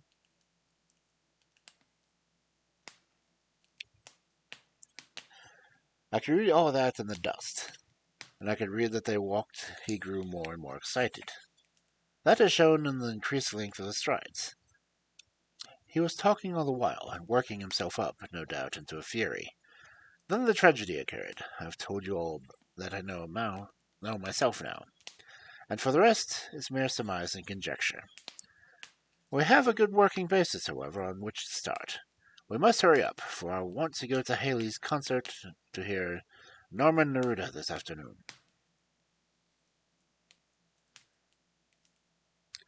The conversation had occurred that her cab had been threading its way through long successions of dingy streets and dreary byways. And the dingiest and dreariest of them, her driver suddenly came to a stand. That's Audley Court in there, he said, pointing to the narrow slit in the line of dead-colored brick. You'll find me here when you get back.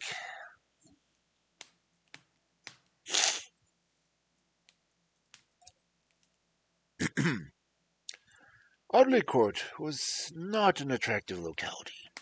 The narrow passage led us into a quadrangle paved with flags and lined by sordid dwellings. We picked our way among the groups of dirty children and through the lines of discolored linen until we came to number 46, the door of which was decorated with a small slip of brass on which the name Rance was engraved. On inquiry, we found the constable was in bed, and we were shown into a little front parlour to wait his coming. He appeared presently, looking a little irritable but being disturbed in his slumbers. I made my report at the office, he said. Holmes took a half-sovereign from his pocket and played with it pensively. We thought that we might like to hear it from your own lips, he said. I shall be most happy to tell you anything I can, the constable answered, with his eyes upon the little golden disc. And just let us hear it in your own words, the way it occurred. Rance sat down on his horsehair sofa and knitted his brows, as though determined not to omit anything from his narrative. I'll tell you from the beginning, he said. My time is from 10 at night to 6 in the morning. At 11 there was a fight at the White Hart, but the bar that was all quiet enough on the beat. At 1 o'clock it began to rain, and I met Harry Muncher. He was the Hollywood Grove beat, and he stood at the corner of Henrietta Street a-talking. Presently, about 2 or a little after, I thought I would take a look round to see if it was all right in the Brixton Road. It was precious dirty and lonely. Not a soul did I meet all the way down, though a cab or two went past me. I was a-strolling down, thinking between ourselves how uncommonly handy a four of gin hot would be, when suddenly a glint of light caught my sight in the window of the same house. Now, I knew that them two houses in Lauriston Gardens was empty on the account of that him that owns them who won't have the drain seeds to, though the very last tenant what lived in one of them died of the typhoid fever. I knocked down all the heap, therefore, and seen a light in the window, and I suspected that something was wrong. When I got to the door, you stopped, and then you walked back to the garden gate. My companion interrupted. What did you do that for? Rance gave a violent jump and stared at Sherlock Holmes with the utmost amazement upon his features. Why, that's true, sir, he said, though how you come to it, heaven only knows. You see, when I got up to the door, it was all still and lonesome, that I thought I'd been none the worse for someone to give with me. I ain't afraid of anything on this side of the grave, but I thought that might be him that died of the typhoid inspecting the drains what killed him. The thought gave me some kind of turn, and I walked back to the gate to see if I could see Murcher's lantern. But there wasn't no sign of him, nor anyone else. There was no one on the street. Not a living soul, sir, not as much as a dog. And then I pulled myself together and went back and pushed the door open. All was quiet inside, so I went in the room, and the lighting was burning. There was a candle flickering on the mantelpiece, red wax one, and by its light I saw... Yes, I know what you saw. You walked around the room several times, you knelt down by the body, and then you walked through and tried to kick the door. And then... John Rance sprang to his feet, a frightened face, suspicion in his eyes. Where was you hid to see all that? He cried. It seems to me that you knows a deal more than you should. Holmes laughed and threw his card across the table to the constable. Don't get arresting me for murder, he said. I was one of the hounds, not the wolf. Mr. Gregson and Mr. Lestrade will answer for that. Go on, though. What did you do next? Rance resumed his seat, without, however, losing his mystified expression. I went back to the gate and sounded my whistle. That brought Monsieur and two others to the spot. Was the street empty then? Well, it was, as far as anybody that could be of any good was. What do you mean? The constable's features broadened into a grin. I've seen many a drunk chap in my time, he said, but never anyone so crying drunk over that cove. He was at the gate when I came out, leaning up against the railings and singing at the pitch of his lungs about Columbine's newfangled banner, or some such stuff. He couldn't stand up, far less help. What sort of a man was he? Asked Sherlock Holmes. John Rance appeared to be somewhat irritated at this aggression. It was a common drunk sort of man, he said. He'd have found himself in the station if we hadn't been so took up. His face, his dress. Didn't you notice them? Holmes broke in impatiently. I should think I did notice him, seeing that I had to prop him up. Me and Murch are between us. He was a long chap with a red face and the lower part muffled round. That will do. What became of him? We'd enough to do without looking after him, the policeman said with an aggravated voice. I'll wager he found his way home all right. How was he dressed? Brown overcoat? Had he a whip in his hand? A whip? No. He must have left it behind, muttered my companion. You didn't happen to see or hear a cab after that? No. There's a half-sovereign for you, my companion said, standing up and taking his hat. I'm afraid, Rance, that you will never rise in the force. That head of yours should be used as an ornament. You might have gained your sergeant's stripes last night. The man whom you held in your hands is the man who holds the clue to this mystery, and whom we are seeking. There's no use of arguing about it now. I'll tell you that it is so. Come along, Doctor. We started off with a cab together, leaving our informant incredulous, but obviously uncomfortable. That blundering fool, Holmes said bitterly as we drove back to our lodgings. Just to think of his having such an incomparable bit of luck, and not taking advantage of it. I'm still rather in the dark about this. Is it true that the description of the man tallies with your idea of the second party in this mystery? But why should he come back to the house after leaving it? That is not the way of criminals. The ring, man, the ring. That is what he came back for. If you have no other way of catching him, we can always bait our line up with a ring. I shall have him, Doctor. I'll lay you 2-1 that I will have him. I must thank you for it all. I might not have gone but for you, and have missed so fine a study I ever came across. A study in Scarlet, eh? Well, why shouldn't we use a little art jargon? There's a scarlet thread of murder running through our colourless skein of life. Our duty is to unravel it, and isolate it, to expose every inch of it. And now for lunch. And then to Norma Miranda. Her attack and her bowing are splendid. What's that little thing of Chopin's? She plays so magnificently. Tra-la-la, leery-leery-lay.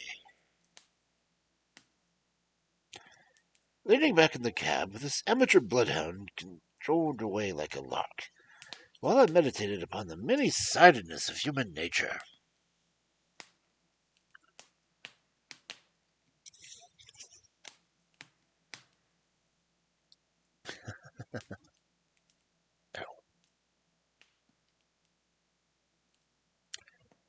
I know I'm butchering some of the names.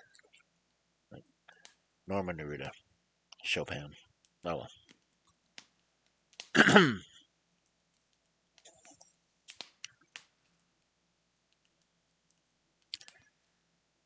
Let us get one more chapter in tonight.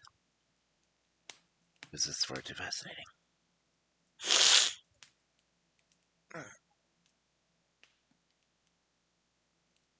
Okay.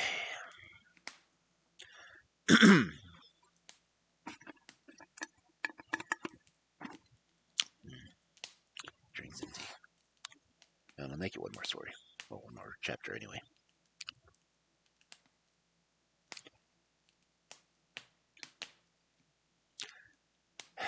Chapter 5. Our advertisement brings a visitor.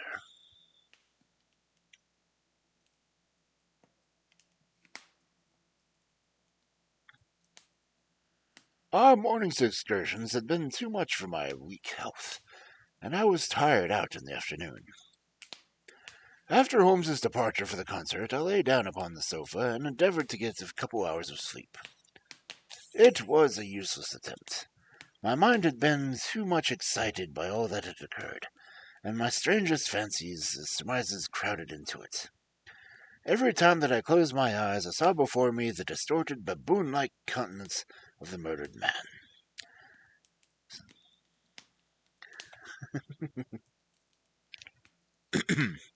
So sinister was the impression which that face had produced upon me that I found it difficult to feel anything but gratitude for him who had removed its owner from the world. If ever human figures bespoke vice of the most malignant type, there were certainly those of Enoch J. Dribbler of Cleveland. Still, I recognized that justice must be done, and that the depravity of the victim was no condemnment in the eyes of the law. Yep. Beginning is a good place to start. The more I thought of it, the more extraordinary did it abandon's hypothesis that the man had been poisoned to appear. I remembered how he had sniffed the lips, and how he had no doubt that he had detected something which had given rise to the idea. Then again, if not poison, what had caused the man's death, since there was neither wound nor marks of strangulation? But, on the other hand, whose blood was that which lay thickly upon the floor? There were no signs of struggle, nor had the victim any weapon with which he might have wounded the antagonist. As long as he had answered all these questions were unsolved, I felt that sleep would be of no easy matter, either for Holmes or for myself.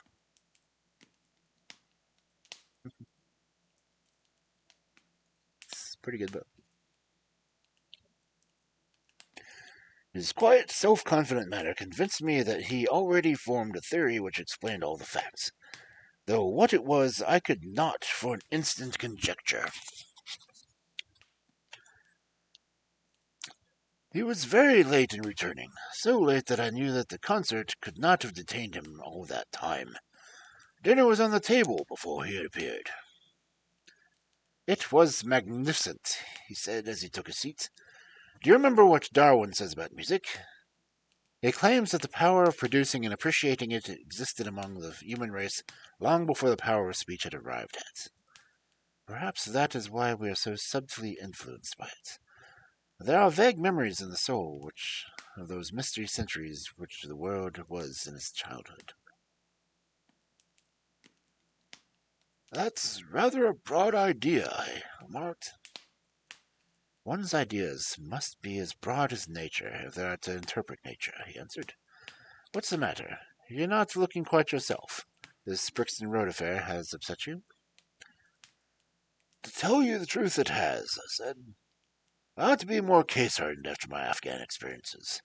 I saw my own comrades hacked to pieces at my end without losing my nerve." "I can understand. There is a mystery about this which stimulates the imagination. Which there is no imagination, there is no horror. Have you seen the evening paper?" "No." "It gives a fairly good account of the affair. It does not mention the fact that when the man was raised up, a wedding ring fell upon the floor. It is just as well it does not." "Why?" "Look at this advertisement," he answered. "I had one sent to every paper this morning immediately after the affair." He threw the paper across to me, and I glanced at the place indicated. It was the first announcement in the Found column.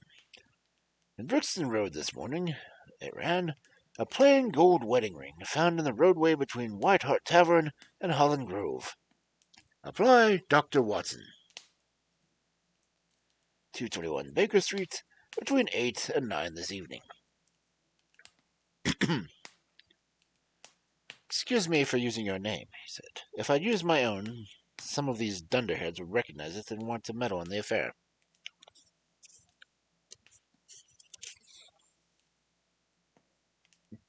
Dunderheads. "That is all right," I answered.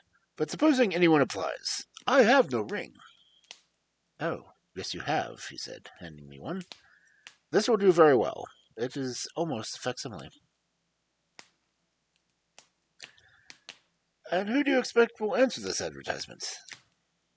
Why, the man in the brown coat, our florid friend with the square toes. If he does not come himself, he will send an accomplice. Would he not consider it as too dangerous? Not at all. If my view of the case is correct, and I have every reason to believe it is, this man would rather risk anything than lose the ring. According to my notion, he dropped it while stooping over Trevor's body, and he did not miss it at the time. After leaving the house, he discovered his loss and hurried back, but found the police already in possession, owning to his own folly and leaving the candle burning. He had to pretend to be drunk in order to allow the suspicions which might have been aroused by his appearance at the gate. Now, put yourself in that man's place. On thinking the matter over, it must have occurred to him that it was possible that he had lost the ring in the road after leaving the house. What would he do then? He would eagerly look for the evening papers in hopes that he would see an article about it. His eyes, of course, were to light upon this. He would be overjoyed. Why would he fear a trap? There would be no reason in his eyes why finding the ring should contend with a murder. He would come, he will come, and you shall see him within the hour. And then? Oh, that you can leave to me to deal with him then. Have you any arms? I have my old service revolver and a few cartridges. You had better clean it and load it. He will be a desperate man, and though I shall take him unawares, it is as well to be ready for anything. I went to my bedroom and followed his advice. When I returned with the pistol, the table had been cleared. Holmes was engaged in his favorite occupation of scraping upon his violin. The plot thickens, he said, as I entered. I have just had an answer to my American telegram. My view in this case is the correct one. And that is, I asked eagerly. My fiddle would be better to put for some new strings, he remarked. Put your pistol in your pocket. When the fellow comes, speak to him in an ordinary way. Leave the rest to me. Don't frighten him by looking at him too hard. It is 8 o'clock now, I said, glancing at my watch. Yes, he will probably be here a few minutes. Open the door slightly. That will do. Now put the key in the inside. Thank you. This is a queer old book I picked up in the stall yesterday. De Jura Inter Gentes. Published in the Latin Allegra in the Lowlands in 1642. Charles said, was still firm on his shoulders when the little brown-backed volume was struck off. Who is the printer? Philippe de Croix, whoever he may have been. On the flyleaf, in very faded ink, it is written, Ex libris Guilherme White. I wonder who William White was. Some pragmatical 17th century lawyer, I suppose.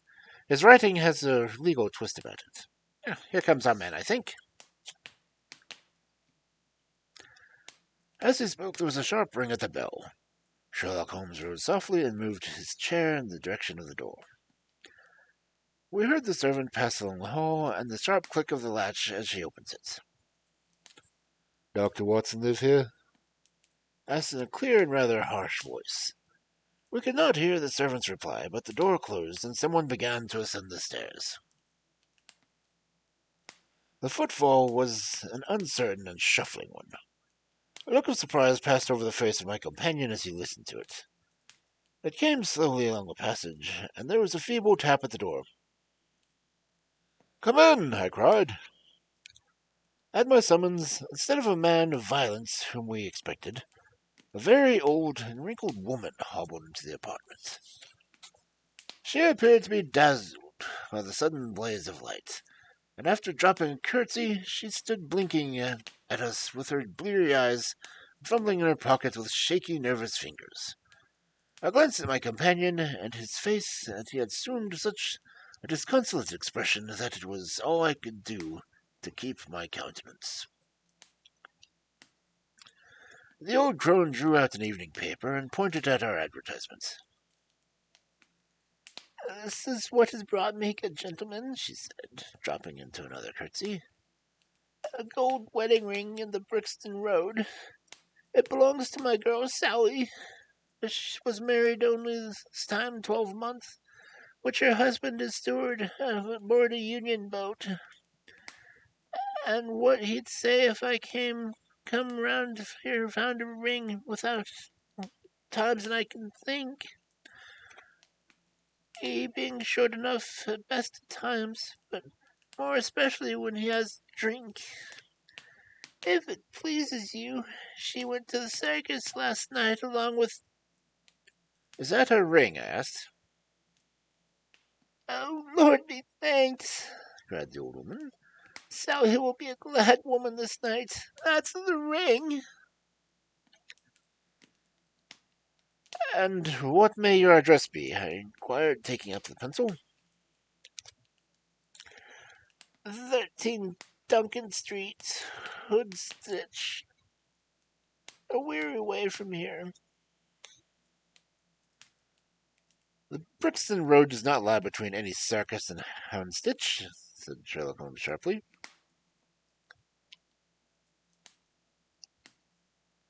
The old woman faced round and looked keenly at him with her little red-rimmed eyes.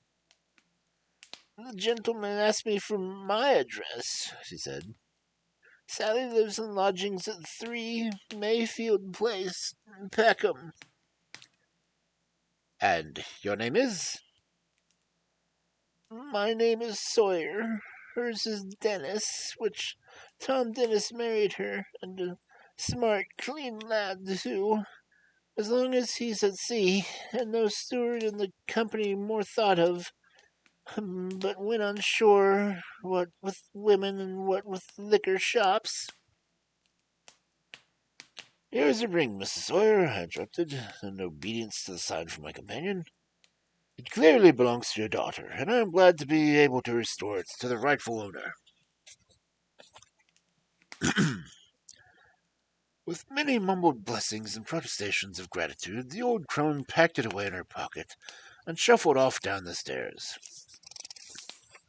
Sherlock Holmes sprang to his feet the moment she was gone and rushed into his room. He returned a few seconds, enveloped with an ulster and cravat. I'll follow her, he said hurriedly. She must be an accomplice, and will lead me to him. Wait up for me. The hall door had hardly slammed behind our visitor before Holmes had descended the stair. Looking through the window, I could see her walking feebly along the other side, while her pursuer dodged at some little distance behind. Either his whole theory is incorrect, I thought to myself, or else he will be led to the heart of the mystery. There was no need for him to ask me to wait up for him, for I felt that sleep was impossible until I heard the result of this adventure. It was close upon 9 when he set out. I had no idea how long he might be, but I sat stolidly puffing at my pipe and skipping through the passages of Henry Murger's Vie la Boheme. 10 o'clock passed, and I heard the footsteps of the maid as they passed her off to bed. 11, and the more stately tread of the landlady passed my door, bound for the same destination. It was close upon 12 before I heard the sharp sound of a latchkey. The instant he answered, I saw by his face that he had not been successful. Amusement and chagrin seemed to be struggling for the mastery, until the former suddenly carried the day, and he burst into a hearty laugh.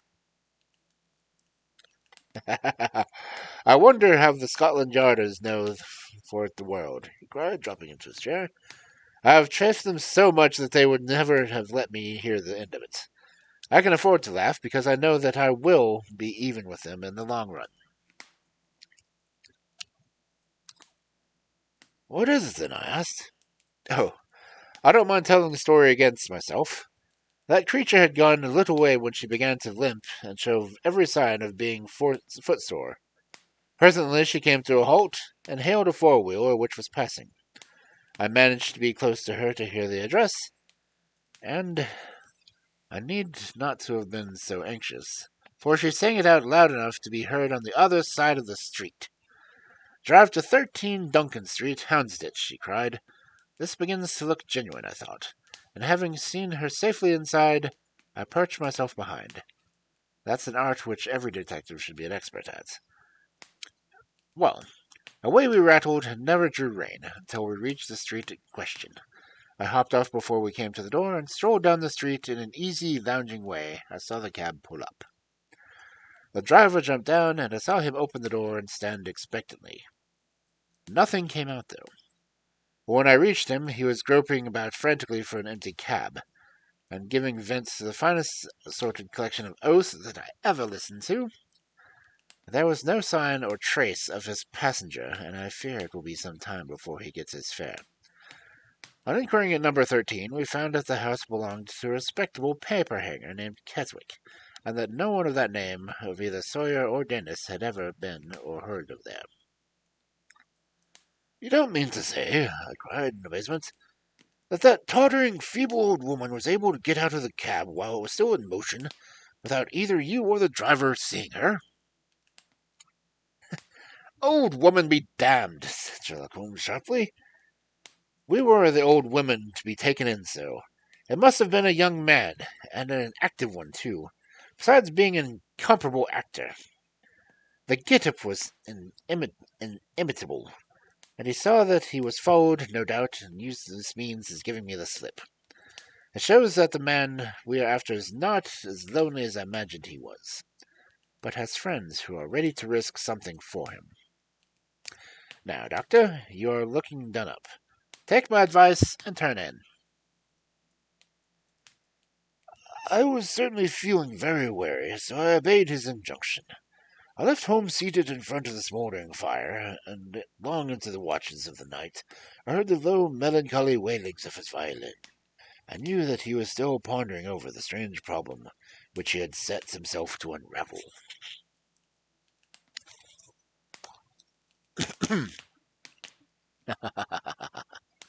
uh,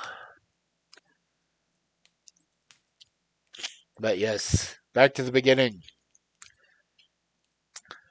The first chapter, when Watson meets Holmes, was interesting to say the least.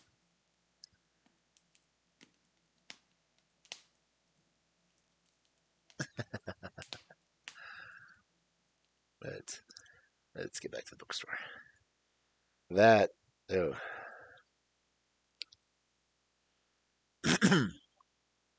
That purely out of coincidence and needing to share rent.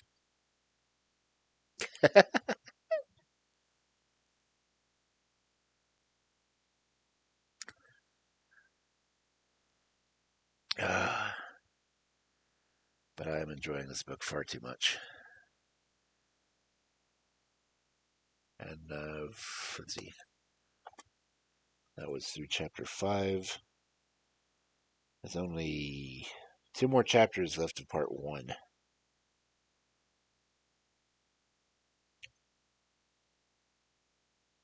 So I've already read about a third of the book.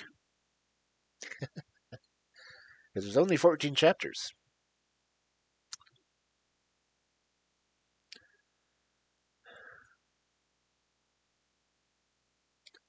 But it is a good book, Matsu.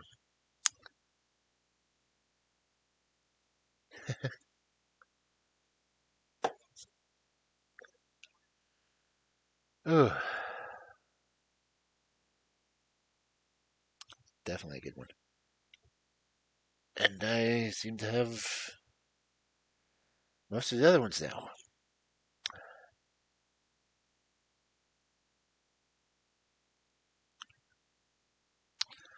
Let's see, who, if anyone is still on trade.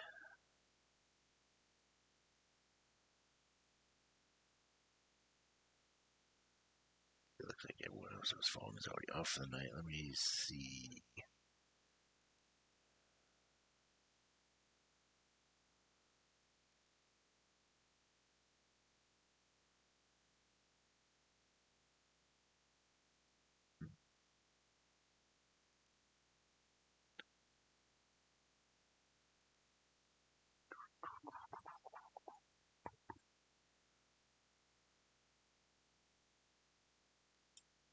Hmm. No, oh, there's got to be another person.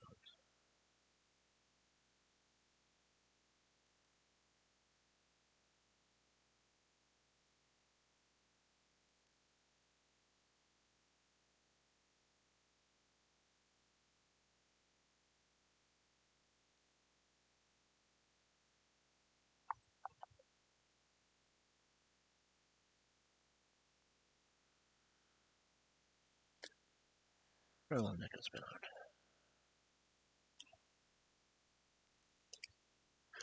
Actually, any of the other ones I know that needed help with affiliate. Let's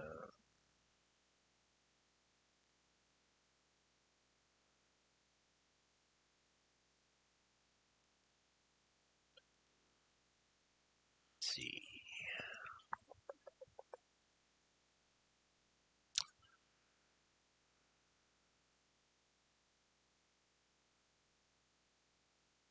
There it ads. Hmm.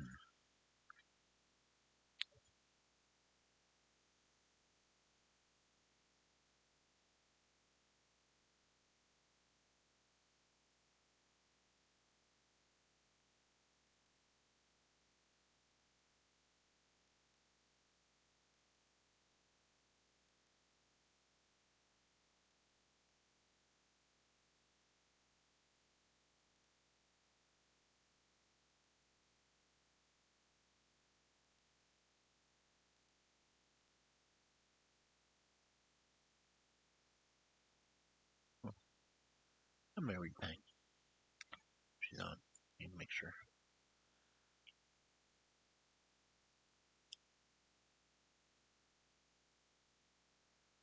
And Peng is not on anymore.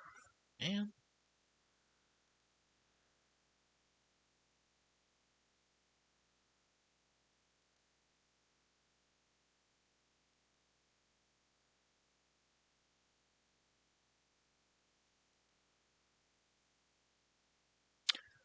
I think that's probably on the downside about streaming this time of night.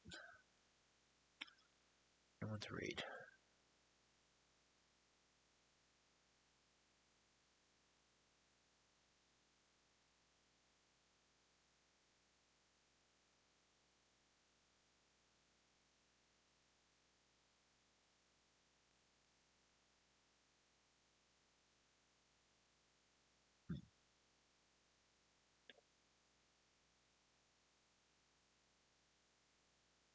Oh, no, wait. Falcor's on. Narrator. What's she reading right now?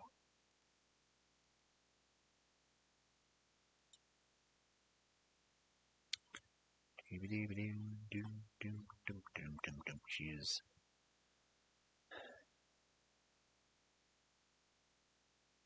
Oh, Dawn Treader. Okay.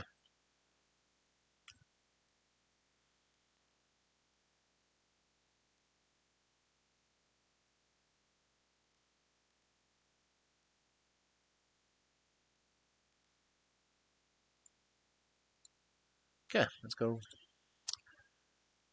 And Falcor. Let's see. I've got my raid messages. Got one for followers, one for subs. I think everyone that follows me should have enough points to be able to unlock most of my emojis. So. But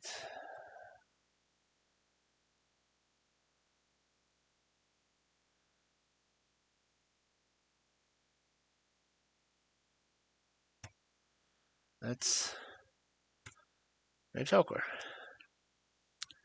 Again, what?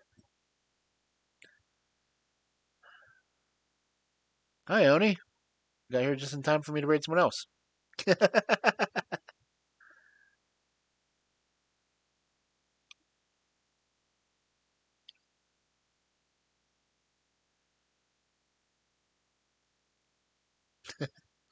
But yeah, we got through 5 chapters of studying Scarlet, the very first Sherlock Holmes story.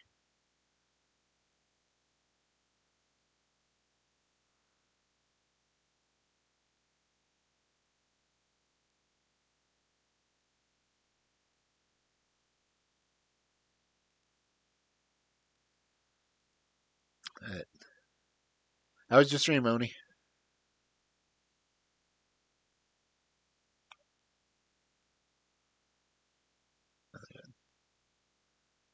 Kill the rig for now.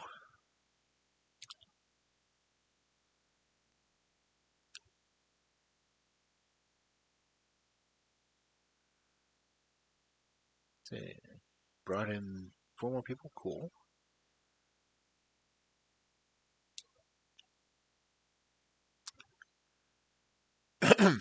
Pretty good. Reading more Sherlock Holmes.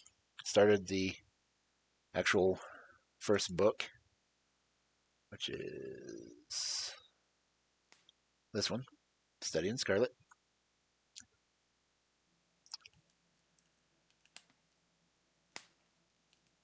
I notice it's just by Conan Doyle.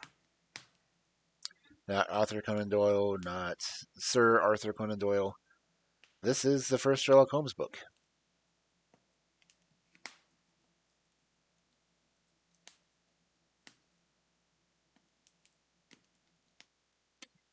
Made it 5 chapters in, so I'd say we did a little over a third of the book. So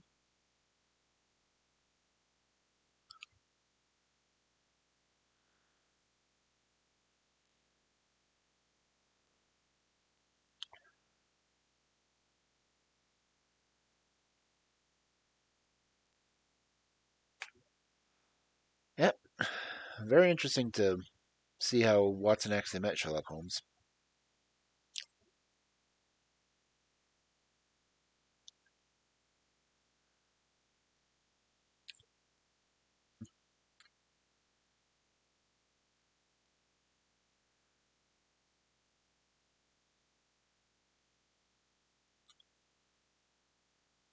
See if I can move myself. I didn't realize how badly I'm blocking the chat window.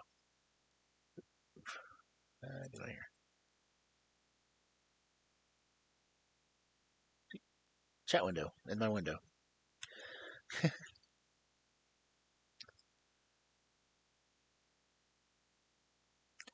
seems appropriate that I would put it there.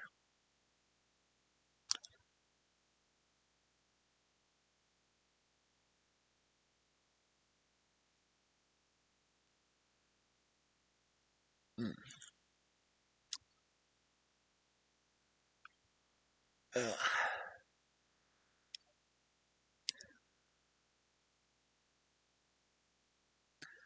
Uh, so I was getting into finishing off for the night. I might stay up a little bit longer to edit another story. But, oh no, I've got to get all the chapters cut on this one. But, you know, it is what it is. That's it. Tip my hat. Take my hat off. Okay.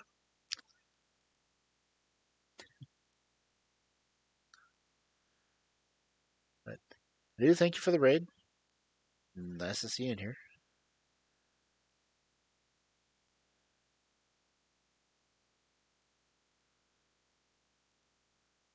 But again, since you're here, that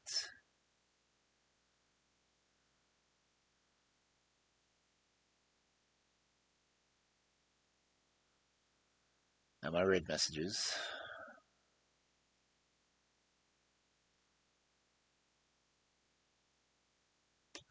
But we're gonna go raid someone else who's reading stories. I think she's reading The Dawn Treader. Yeah, Voyage of the Dawn Treader, which I believe is the third of the Narnia books.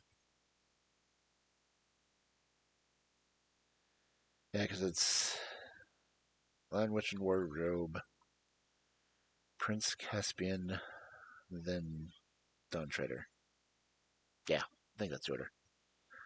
But thank everyone for coming in, lurking, listening, and generally being here. I will try to do a little bit more stream related next week. Well, tomorrow. I'm sorting through music that I found that I might try to use. So hopefully that'll work. But let's go raid Falcor.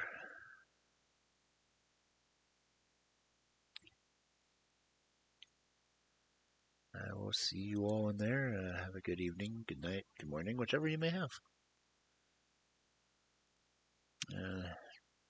Have a good evening.